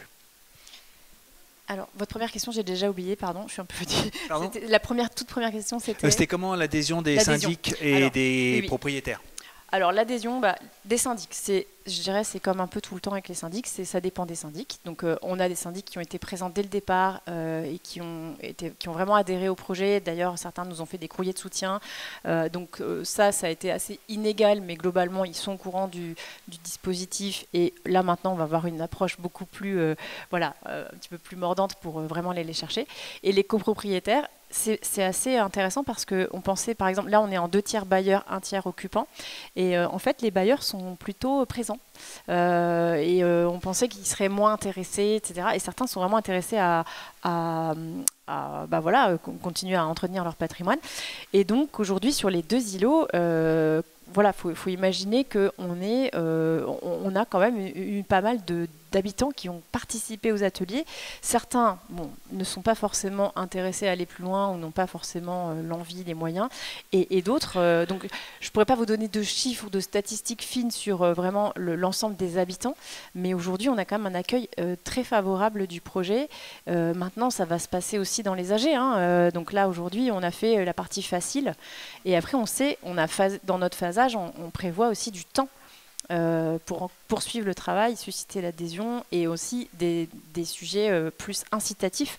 Les financements qu'on va avoir là, on espère qu'ils seront vraiment incitatifs parce que c'est un rendez-vous. En fait, on le présente comme un rendez-vous. C'est venez, montez dans le train avec nous. C'est aujourd'hui que ça se passe. Il n'y aura plus ça. Enfin, je veux dire, on n'aura plus ça à cette hauteur-là à l'avenir. Donc, ça, c'est un gros argument. Après, aujourd'hui, il faut agir parce qu'on ne va pas attendre demain quand il sera trop tard, que ce sera trop lourd, etc. Il y a la notion de mutualisation qui est très poussée. Donc là, aujourd'hui, il n'y a avec un interlocuteur unique, clé en main. Nous, on travaille beaucoup là-dessus, sur le fait qu'on va tout faire pour eux. C'est du clé en main. Ils arrivent, on va même faire du tiers financement peut-être. On réfléchit avec des partenaires bancaires pour qu'ils n'aient à apporter que le reste à charge. Donc il y a plein d'arguments qu'on aligne les uns après les autres pour susciter l'adhésion. Des prêts, tous des dispositifs aussi financiers pour faciliter le passage à l'action. Et on ne s'interdit pas par endroit quand ça peut bloquer, parce qu'il y a des endroits où ça va bloquer, et s'il y a des gens qui sont vendeurs, à faire du portage immobilier aussi, avec des acteurs qui savent faire ça. Des questions sur le guichet unique? Oui, attendez, vous avez dit un truc intéressant. La VAP, oui. La VAP, alors oui, l'ABF, on l'a vu 3-4 fois. En fait, finalement, ce bâti de la reconstruction, on pense toujours que c'est une contrainte. Et plus que la contrainte, ça a été un levier de transformation pour nous. Parce qu'en fait, évidemment, il y a quelques recommandations à suivre. Je vous en donne quelques-unes. La surélévation, oui, mais pas partout. Par exemple, on a une façade, là, vous voyez, là, le long de la Pinfeld, qui est donc notre fleuve côtier, là, en haut à droite de la photo. Il y a une façade, ouais, mais la souris, si, voilà, on la voit. Ouais, tout ça, là, ici. Est-ce qu'elle bouge, ma souris? Oui. Non. Je vois rien du tout, moi, personnellement. Là, ici, il y a ce qu'on appelle une façade métropolitaine qui est intouchable. On ne peut pas faire de surélévation parce que nous avons la chance d'avoir un téléphérique à Brest. Vous voyez un des pylônes qui est ici et qui va aux ateliers des Capucins. Je vous invite vraiment à y aller, c'est fabuleux. Et en fait, on voit toute cette skyline de la reconstruction avec une homogénéité des hauteurs du Vélum. Et ça, c'est intouchable pour l'ABF. En revanche, il y a plein d'endroits où c'est possible. Et la surélévation, c'est pas n'importe où et pas n'importe comment. Il faut qu'on embarque un angle, si possible. Mais si c'est juste un immeuble qui part, ça non, parce qu'on va avoir l'effet créneau du château fort, et ça c'est niette. Donc ça colle pas. Par contre, tout ce qui est des recommandations à suivre, c'est le toit double pente, le matériau en zinc. S'il y a surélévation, la façade 5, bof, par contre l'enduit. Donc tout ce qui est ITE, par exemple, une isolation thermique par l'extérieur, ok. Y compris sur les façades remarquables, donc sur rue, pas que sur cour. Ok, mais reproduction, démo des natures, tous les détails architecturaux et sur enduit. Et on est en train de chercher et de creuser, on va expérimenter sur un autre projet hors Siamorphose, la réalisation d'enduit avec de l'ITE biosourcé, parce qu'aujourd'hui, nous, en fait, on n'a pas l'autorisation technique, parce que nous, il ne pleut pas à la verticale, il pleut à l'horizontale à Brest. Et comme il pleut à l'horizontale, on se prend la pluie, et aujourd'hui, le biosourcé, on n'a pas l'autorisation technique pour juste Brest-Plouzani, juste un tout petit secteur. Voilà. Mais on est en train de voir que c'est possible si on adosse, donc on fait mur, isolant, par vapeur, bardage ventilé, enduit, Et ça marche. Sauf que l'isolation, aujourd'hui, dépasse le nombre de centimètres permis par le PLU. Donc, il faut qu'on revoie un petit peu encore notre PLU. Enfin, voilà. Mais on progresse. Et l'ABF est tout à fait ouvert à l'isolation par extérieur, par exemple. Donc, non, ça a été plutôt je ne vais pas dire un allié, mais il est très ouvert. Et en même temps, il faut évoluer, quoi. Enfin, voilà, faut bien qu'on ait la vape. Une autre question? La dernière? Les ABF à Brest sont particulièrement ouverts. Les progressistes, ouais. Non, j'ai pas passé ma jeunesse à Brest. Après 18 ans. Allez-y, madame. On a des ABF dans la salle, c'est ça? La question, 18 millions, quelle est la participation de la collectivité sur les 18 millions? Et est-ce que c'est en contrepartie de travaux particuliers, comme par exemple l'aménagement des cours ou, comment ça se répartit en dépenses et en recettes? Est-ce que j'ai une petite... je regarde si j'ai pas gardé un petit machin... Non, j'ai pas gardé, dommage. Alors, pour Brest, c'est 2,2 millions en participation, espace public et du coup un peu cœur d'îlot, etc. Donc, peu plus de 10%. C'est 13%. Voilà. France 2030, c'est 43%. Oui, 43%. Voilà. Et après, c'est le privé. Le privé, on a quelques financements de subventions. On a à peu près 500 000 € autres subventions. On a le CEREMA qui nous accompagne sur l'évaluation surtout. On a l'ANA, pardon ? Alors, ça fait partie des autres subventions. Il va falloir qu'on aille voir après dans le détail. On espère le fonds renaturation, fonds vert, qui pour l'instant est un peu stoppé. Enfin, voilà. Mais oui, après, on a les copropriétaires. Voilà, c'est vraiment un projet multipartenarial, en fait. Oui, juste pour compléter la réponse, si tu le permets, Ludivine Gonel-Leblanc-Masclé, le directeur général adjoint de Brest Métropole et de la ville de Brest. Ce qu'il faut bien comprendre, et les chiffres de Ludivine sont tout à fait exacts, mais c'est que dès lors qu'on engage une reconstitution aussi massive du centre-ville, bien entendu l'investissement de la collectivité ne va pas pouvoir se limiter au seul périmètre du projet. Et que donc, si on essaye de militer pour un niveau de participation de la ville et de la métropole relativement faible sur le projet lui-même, c'est parce qu'on a conscience des efforts financiers qu'il va falloir qu'on puisse consentir sur l'ensemble du secteur. Or, contrairement à des opérations type NPNRU, on n'est pas dans une approche systémique de ces investissements. Et donc, alors peut-être qu'on y parviendra, hein, mais on est là sur une opération qui traite pour partie des espaces publics, mais l'investissement dans les espaces publics sera nécessairement beaucoup plus massif que le seul périmètre du projet. C'est aussi ce qui explique peut-être que vous allez ressentir comme un montant faible de participation de la collectivité, ce qui est loin d'être le cas. Et ce que je n'ai pas dit, c'est que là, on a tout fait dans notre modèle économique pour rendre le reste à charge soutenable. Alors, ça reste bien sûr enfin voilà, en fonction des gens. Mais nous, notre reste à charge estimé, c'est 30 000 € sur des coûts qui sont bien plus supérieurs. Comme étant d'expérience le seuil un peu psychologique au-delà duquel c'est compliqué d'aller. Donc là, on est sur des restes à charge moyens par logement de 30 000 €. Mais quand je vous dis ça, c'est tout qui embarque toutes les améliorations que je vous ai décrites. C'est pas que la réno énergétique. Aujourd'hui, parfois, la réno énergétique, c'est déjà 30 000 €. Là, c'est les ascenseurs, c'est les cœurs d'îlots, c'est le remaniement de tout.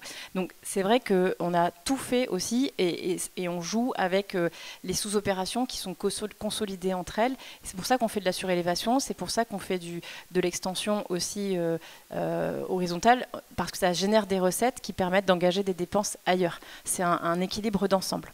J'ai peu parlé du modèle économique, mais donc c'est sûr que si vous voyez juste le montant comme ça tout seul, ça c'est pas parlant, quoi. Et ça évoque une question sur la réapplicabilité du système, c'est-à-dire qu'aujourd'hui sur les opérations que vous lancez, vous avez un fort taux de financement. Sur une massification de la rénovation. Vous auriez pu être au jury de ce matin, parce qu'évidemment, on nous a posé cette question. Aujourd'hui, bon, c'est pas qu'on s'autorise pas, parce qu'on a aussi beaucoup travaillé la réplicabilité. C'est vraiment important pour nous de tirer déjà le bilan de cette expérimentation-là, déjà voir si ça fonctionne, si on arrive à embarquer. Et après, c'est ce que je disais tout à l'heure, c'est-à-dire qu'il y a plein de niveaux de réplicabilité. Déjà, on peut imaginer maintenir le guichet unique, mais qui devient finalement un outil, un portail au service du privé, comme un un conseil, voire une structure de tiers financement, mais financée par le privé, où la collectivité ne prend pas forcément part, ou peut aussi, sur des subventions ciblées, tout ça. Bon, moi, je ne suis pas élue, donc je ne me permettrai pas de répondre. Ensuite, on peut imaginer que s'il y a réplicabilité vraiment opérationnelle du dispositif, on revoit un peu les curseurs, on les redescend un petit peu, on fait plus des choix à la carte. Peut-être qu'on on prend un peu de distance avec l'îlot, qui était quand même une échelle intéressante, mais qui est compliqué à embarquer. Des restes à charge qui peuvent être du coup plus élevés, ça c'est un autre curseur, dire on n'est plus sur les 30 000, on est sur plus, avec le risque de ne pas avoir l'adhésion. On peut avoir derrière aussi une manière d'accompagner qui peut être un peu différente. En fait, il y a plusieurs curseurs qu'on peut imaginer. On peut avoir des sessions peut-être un peu plus élevées. Aujourd'hui, les sessions de ce qu'on va produire comme bien sont très raisonnables. Que va devenir le marché demain, je ne sais pas. En même temps, on a vraiment à cœur de ne pas gentrifier le quartier, de le rendre et de le maintenir accessible à tous. C'est sûr que ça pose question. Mais aujourd'hui, déjà, faisons le bilan de cette première expérimentation. Mais oui. Après, on a interpellé aussi, là ce matin, c'était aussi une interpellation au niveau des aides de droit commun, notamment l'ANA, pour favoriser ce passage à l'action, en fait, y compris sur le non-bâti. Merci. Merci, Divine Carlier. On partagera... Et bonne suite sur ce projet. Merci beaucoup. Dernier intervenant de cet après-midi. Frédéric Hervé. Bonjour Frédéric Hervé. Alors Frédéric Hervé, vous êtes proviseur de lycée à Sartrouville dans les Yvelines. Rien ne vous prédestinait à œuvrer pour la sauvegarde du patrimoine, mais vous êtes un passionné de la ville du Havre et de son patrimoine architectural. Vous avez souhaité vous investir à titre personnel dans la réhabilitation, la sauvegarde du patrimoine, et cela en tant que membre du conseil syndical et depuis la semaine dernière, je crois, président du conseil syndical, des îlots V40 et V41 au Havre, 2 sites à proximité de l'hôtel de ville pour les situer. Même si vous vous considérez comme un non-professionnel du patrimoine, vous êtes très engagé et très actif sur ce travail que vous avez mené depuis plusieurs années. Les mots îlot, collectif, succès, échec, collaboratif, technicité du patrimoine de la reconstruction ont un vrai sens pour vous. Vous allez nous faire partager votre expérience, votre passion au travers de votre engagement pour la valorisation de l'architecture Perret au Havre. Merci beaucoup. Donc voilà, moi je suis en fait, je suis l'autre versant. On a commencé avec Évreux et une vraie volonté d'aller voir les habitants. Moi je représente les habitants. J'ai été présenté comme proviseur parce qu'il fallait me donner une profession, mais enfin ça m'a juste donné l'occasion de vivre 4 ans à Évreux où j'ai passé 4 très belles années dans un lycée de la reconstruction. Donc juste pour situer, les fameux îlots V40, V41, ce sont 2 îlots qui composent les 4 îlots des Isaïes, donc immeubles sans affectation individuelle, ou dit aussi immeubles collectifs d'État dans les archives du Havre, qui sont les premiers immeubles reconstruits au Havre. En fait, c'est même les groupes 1 et 2 sur le plan de la reconstruction, qui ont été reconstruits par Auguste Perret et qui étaient à la fois la réponse de l'architecte sur ce qu'on peut donner de meilleur aux sinistrés, mais aussi une préfiguration de ce que pouvait être cette ville reconstruite en intégralité. Donc c'est quand même un ensemble assez important puisque la copropriété, donc qui concerne que les 2 îlots ici, là, non je n'ai pas la souris, enfin voilà, bon, en haut à gauche, c'est 172 appartements, c'est 30 commerces et c'est 187 copropriétaires, j'ai vérifié ce matin, le dernier chiffre. Donc en fait, moi, je suis arrivé en 2009 avec mon compagnon dans ces immeubles-là. Notre première chose, ça a été de constituer une base de connaissances. Voilà, parce que ça a beau être des immeubles d'Auguste Perret, on croit qu'on sait tout, mais en fait, on ne sait pas grand-chose, parce que l'histoire de ces immeubles, je ne vais pas rentrer dans le détail aujourd'hui, mais est assez complexe. Et donc, ça a été vraiment de collationner les fonds d'archives divers et variés qu'on a pu trouver. Il faut savoir que la maîtrise d'ouvrage, c'est l'État. Donc, il y avait des archives au ministère de la Reconstruction et de l'Urbanisme, d'ailleurs, archives qui étaient assez peu connu.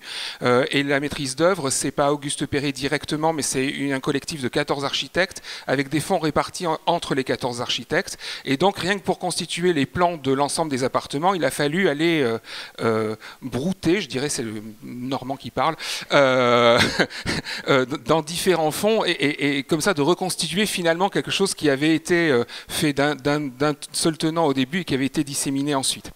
Ça a été aussi d'aller voir dans les fonds privés parce que la copropriété a changé plusieurs fois de syndic et malheureusement à chaque fois qu'on change de syndic, c'est des cartons entiers d'archives qui disparaissent. C'est assez terrible et donc on a été voir les plus anciens copropriétaires et on leur a demandé d'aller fouiller dans leurs placards et on a comme ça ressorti 60-70 années de PV d'AG en petits parchemins, en convocation, en petites factures manuscrites, etc. pour ce qui était des premières années et ça nous a permis vraiment de reconstituer totalement la vie des immeubles.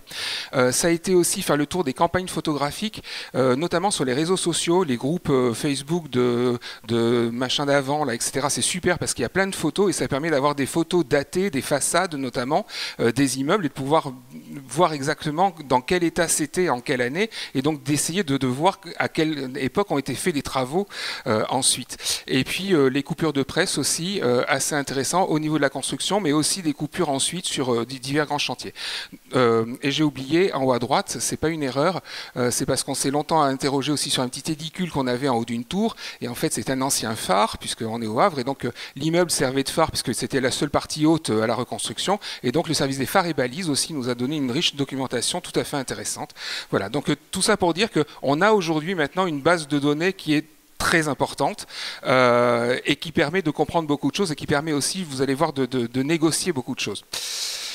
Il fallait intégrer assez vite en fait un organe essentiel dans les copropriétés. Il y a l'AG certes, mais pour préparer les AG et pour forger les esprits, il y a le conseil syndical. Et le conseil syndical, c'est essentiel. Et donc très vite, on a investi le conseil syndical. Parce que ça permettait d'acquérir une certaine légitimité auprès des autres résidents, hein, et de travailler aussi de concert avec le syndic et de former le syndic, parce que le syndic il gère une copropriété comme celle-ci, mais il en gère plein d'autres, et d'amener, d'essayer d'aiguiser son regard sur les immeubles de la reconstruction, leurs spécificités, et notamment tout ce qui touche, on n'en a pas parlé encore cet après-midi, mais le second œuvre, alors qui est un de mes dadas, mais qui est le patrimoine vraiment en très très grand danger actuellement dans les îlots de la reconstruction. Alors c'est ce qui fait pratiquement toute l'essence même de ces immeubles. Donc voilà, travailler avec le syndic. Et puis on a édité une petite plaquette, le guide du résident, qu'on a distribué à tous les copropriétaires et qu'on continue de distribuer, où il y a à la fois des petits rappels de règlement de copropriété, ça fait pas de mal, mais aussi d'explicitation de voilà, vos immeubles, ils sont un peu particuliers, comment ils fonctionnent, les conduits, ben non, c'est des gaines d'aération, on ne branche pas des VMC dessus, enfin les cheminées, ben, elles sont privatives, on ne les détruit pas. Enfin voilà, il y a des choses comme ça, et ça a permis aussi de former les copropriétaires. Qu'est-ce que je voulais vous dire? On a créé entre nous aussi, entre membres du conseil syndical, on s'est quand même beaucoup acculturé, et je pense qu'on a aussi forgé finalement un groupe de sachants, hein, et c'était pas évident au début, loin de là, et ça a pris un certain temps. Tout ça, c'est sur un laps de temps de plus de 12-13 ans, hein, comme je vous parle. Et puis, on a instauré la fête des voisins, on en a parlé, mais outre le fait d'avoir un côté sympathique entre voisins, nous, ce qu'on voulait, c'était aussi, encore une fois, acculturer tous les résidents à l'immeuble, leur montrer des choses qu'ils n'avaient pas forcément vues. Voilà. Hop, j'avance. Donc, de tout ça, on a essayé aussi de faire une communication externe des immeubles pour faire connaître la copropriété et de sa spécificité, parce qu'au Havre, tout ce qui est de reconstruction, voire même d'après, c'est du Perret. Voilà, avec tout et n'importe quoi, et donc d'essayer d'expliquer non, que tout ne se ressemble pas, qu'il y a différentes typologies d'îlots, de construction, et que donc nous, elle appartient à telle typologie, que cette typologie-là a telle particularité, avec ses avantages et ses inconvénients. Donc pour ça, on a fait venir des artistes, on a créé avec des photographes, on a créé un hashtag sur Instagram qui a assez bien marché, on organise des expositions dans les cœurs d'îlots, on a accueilli donc Genius, on en a parlé tout à l'heure, mais on a accueilli plein d'autres expos où on est allé en chercher aussi des artistes graffeurs, on participe à des colloques, des réunions comme aujourd'hui. On a écrit des articles dans des diverses revues, des livres, et on a fait un site internet, d'abord un blog, puis un site internet de la copropriété, v40v41.fr, dans lequel, là encore, on essaie à la fois de donner de la communication pour les résidents et les copropriétaires, parce qu'en copropriété, quand même, un truc important. En copropriété, la grande difficulté qu'on a, c'est que le syndic parle aux copropriétaires, mais pas aux résidents. Voilà. Et que les copropriétaires ne parlent pas forcément à leurs locataires, parce que beaucoup de copropriétaires passent par des gérances, en fait, et les gérances, voilà. Et donc, c'est très compliqué, finalement, d'arriver à parler à tous les résidents. Et que quand on met des petits mots dans les cages d'escalier, ça marche bien pour les résidents, sauf qu'on ne parle pas du tout aux copropriétaires bailleurs, qui sont, alors nous, on est à 60% à peu près, mais c'est une masse importante.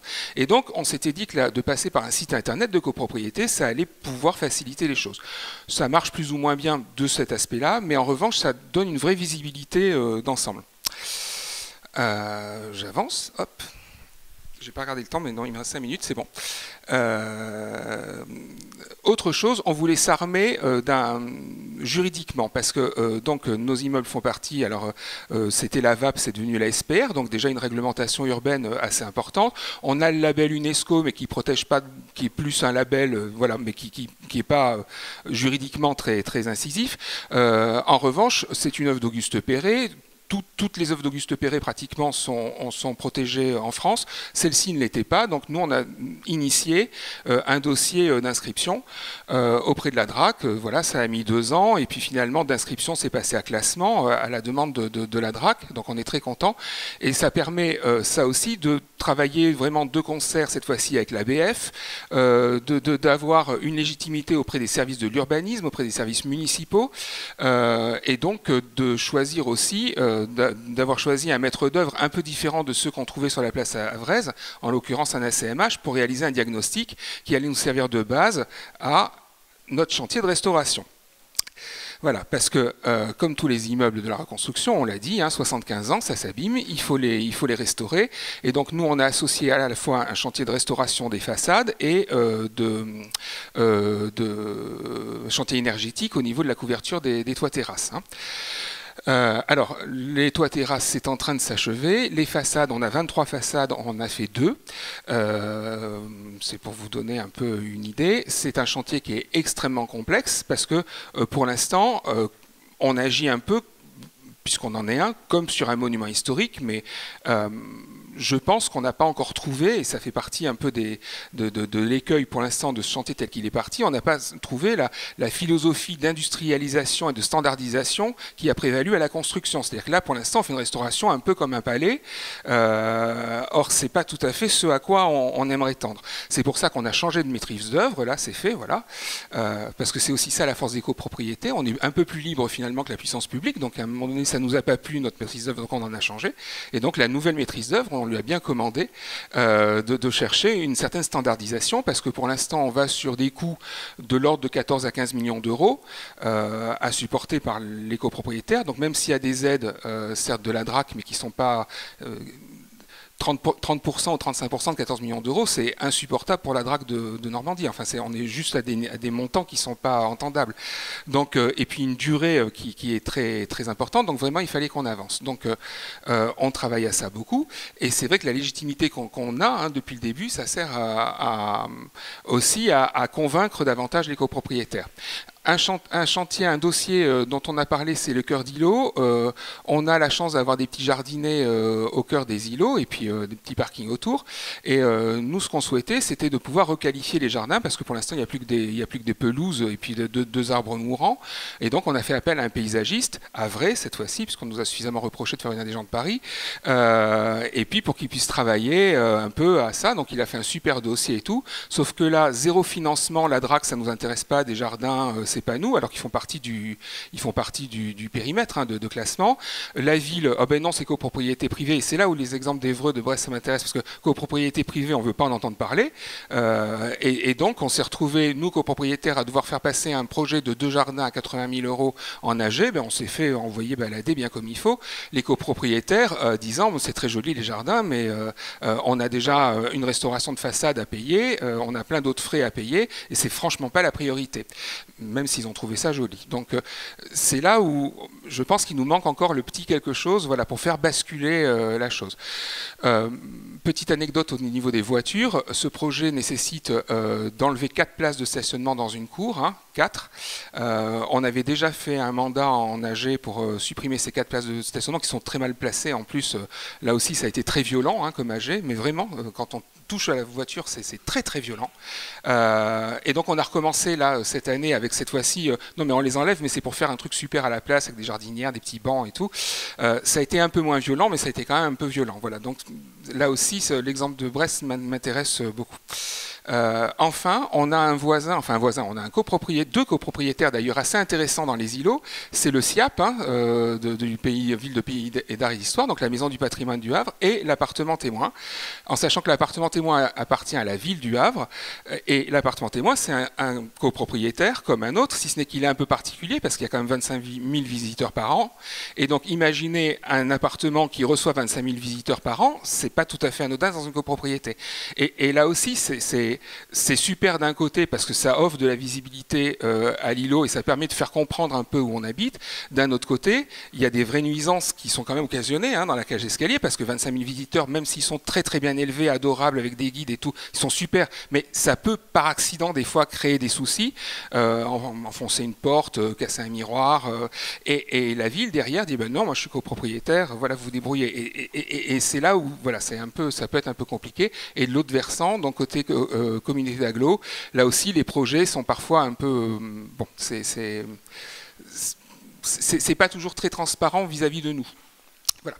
Donc, je voulais conclure en disant, parce que je dois être à la fin de mon quart d'heure, que je pense que pour être l'expérience que je voulais apporter, c'est que je pense qu'on acquiert de la légitimité en étant copropriétaire résident. Ça, c'est très important. Copropriétaire bailleur, c'est vous n'habitez pas là, de toute façon, vous n'êtes pas. Voilà, c'est donc être résident, ça c'est important. Apporter des données, c'est-à-dire qu'à un moment donné, moi, on m'a écouté à partir du moment où moi je peux vous fournir le plan de votre appartement si vous voulez et vous montrer exactement où sont les gaines que vous n'avez jamais vues, qui sont cachées derrière des cloisons. Donc là, ça intéresse le copropriétaire qui veut faire des travaux et tout. Et là, on commence à être écouté.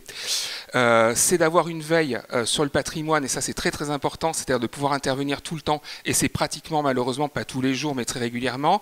Là on a encore fait face à un climatiseur qui a été posé sur le toit d'une tour l'an dernier, évidemment sauvagement. C'est faire face à une terrasse couverte qui a été en bois, qui a été construite le mois dernier pour un café sans aucune autorisation, donc il a fallu faire intervenir la BF, etc. Mais l'avantage c'est que maintenant on commence à être écouté. C'est vrai que moi je décroche le 06 des services de l'urbanisme, il rapplique dans les 5 minutes, donc ça c'est quand même bien. Et puis ça permet aussi quand même de ce collectif de mieux rechercher des subventions et d'avoir une écoute auprès des entreprises. Voilà, mais je voulais juste dire que rien n'est jamais acquis, qu'il ne faut jamais baisser les bras et que c'était quand même un engagement de chaque instant et c'est un vrai engagement long.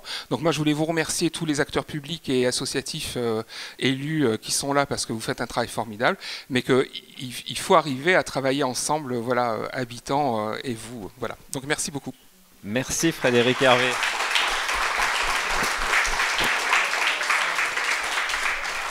Vous avez débordé, mais c'était passionnant aussi. Je suis désolé. Donc, je pense qu'il y a beaucoup de collectivités qui aimeraient bien avoir des propriétaires comme vous, aussi engagés et dynamiques, et convaincus.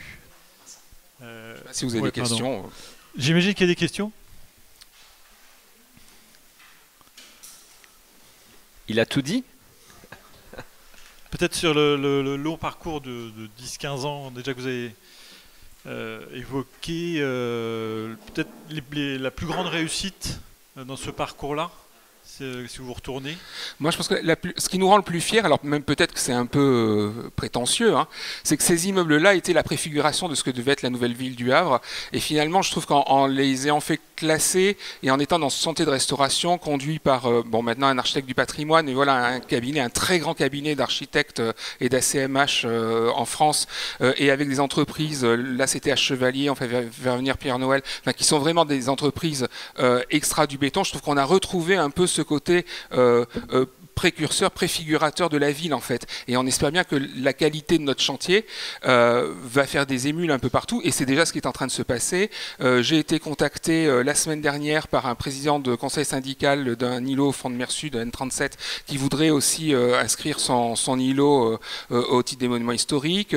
Un syndic d'un autre îlot Havre est venu nous voir pour nous dire moi ma façade s'écroule complètement, les copropriétaires veulent pas payer, mais comment on peut faire quand même pour les convaincre, etc. Enfin, je pense qu'on arrive comme ça à insuffler. Après, nous, on n'a pas vocation à s'occuper de toute la ville non plus, quoi. Il y a un moment donné, voilà, c'est déjà les 2 îlots, c'est énorme. Donc, Et du coup, peut-être, quelles sont vos attentes vis-à-vis des pouvoirs publics, les plus grandes attentes que vous pourriez citer pour faciliter vos projets à vous et puis étendre la dynamique?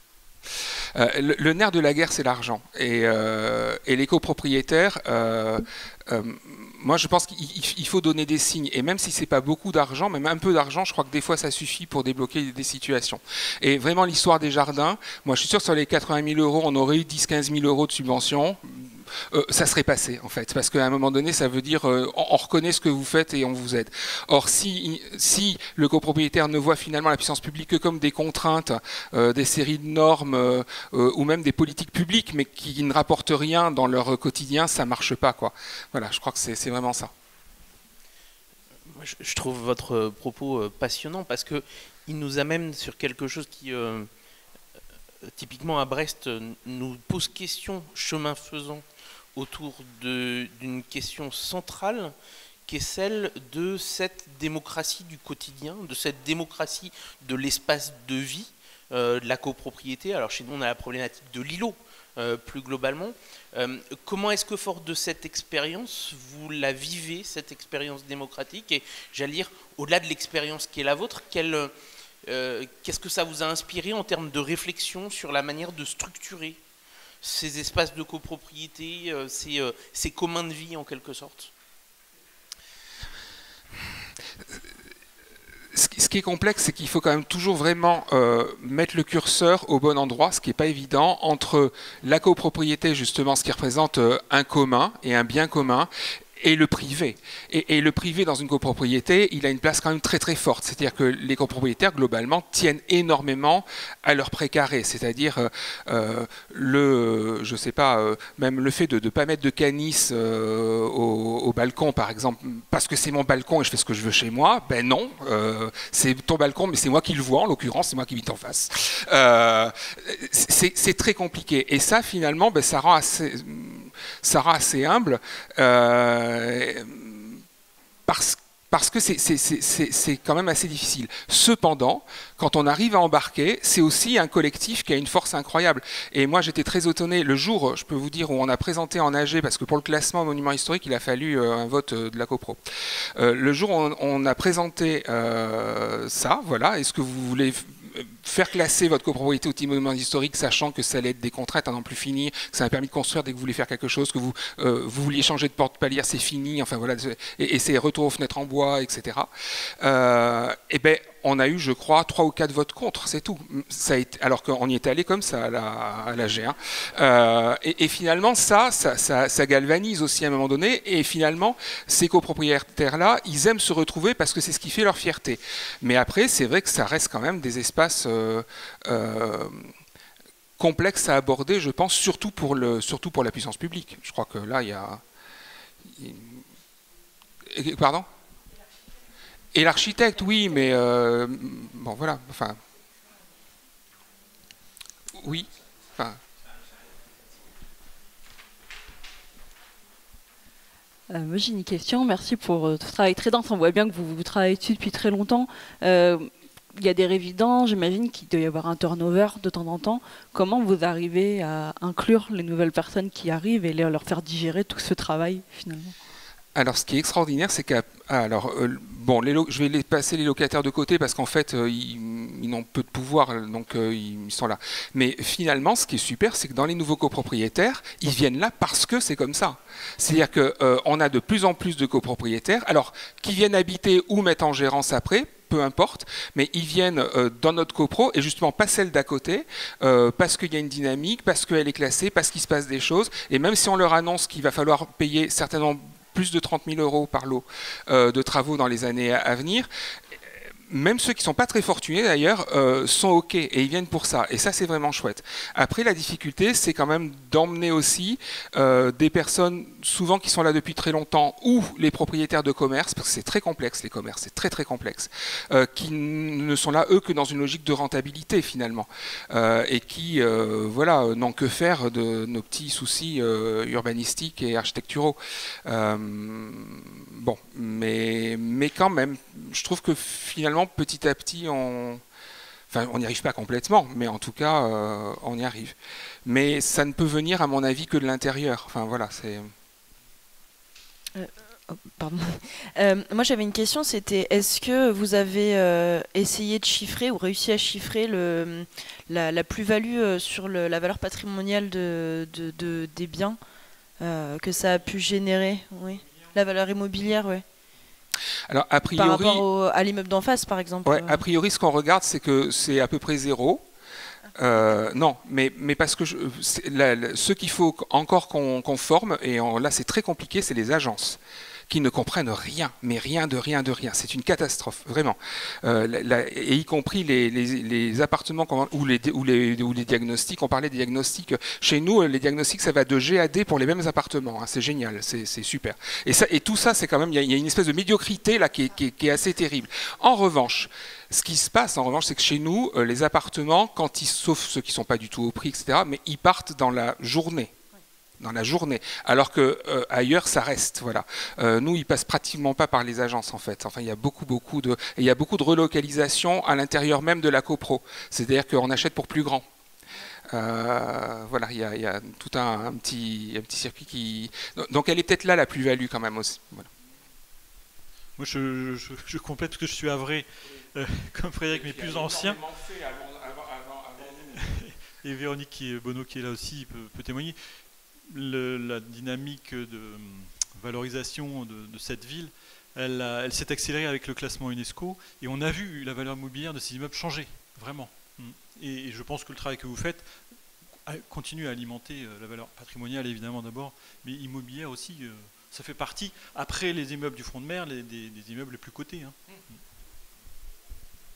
Est-ce qu'il reste une d'autres questions? Mais avec plaisir. Déjà pour comparer la pluie, pour voir. Merci Frédéric. Très bien, merci beaucoup Frédéric Hervé. En tout cas.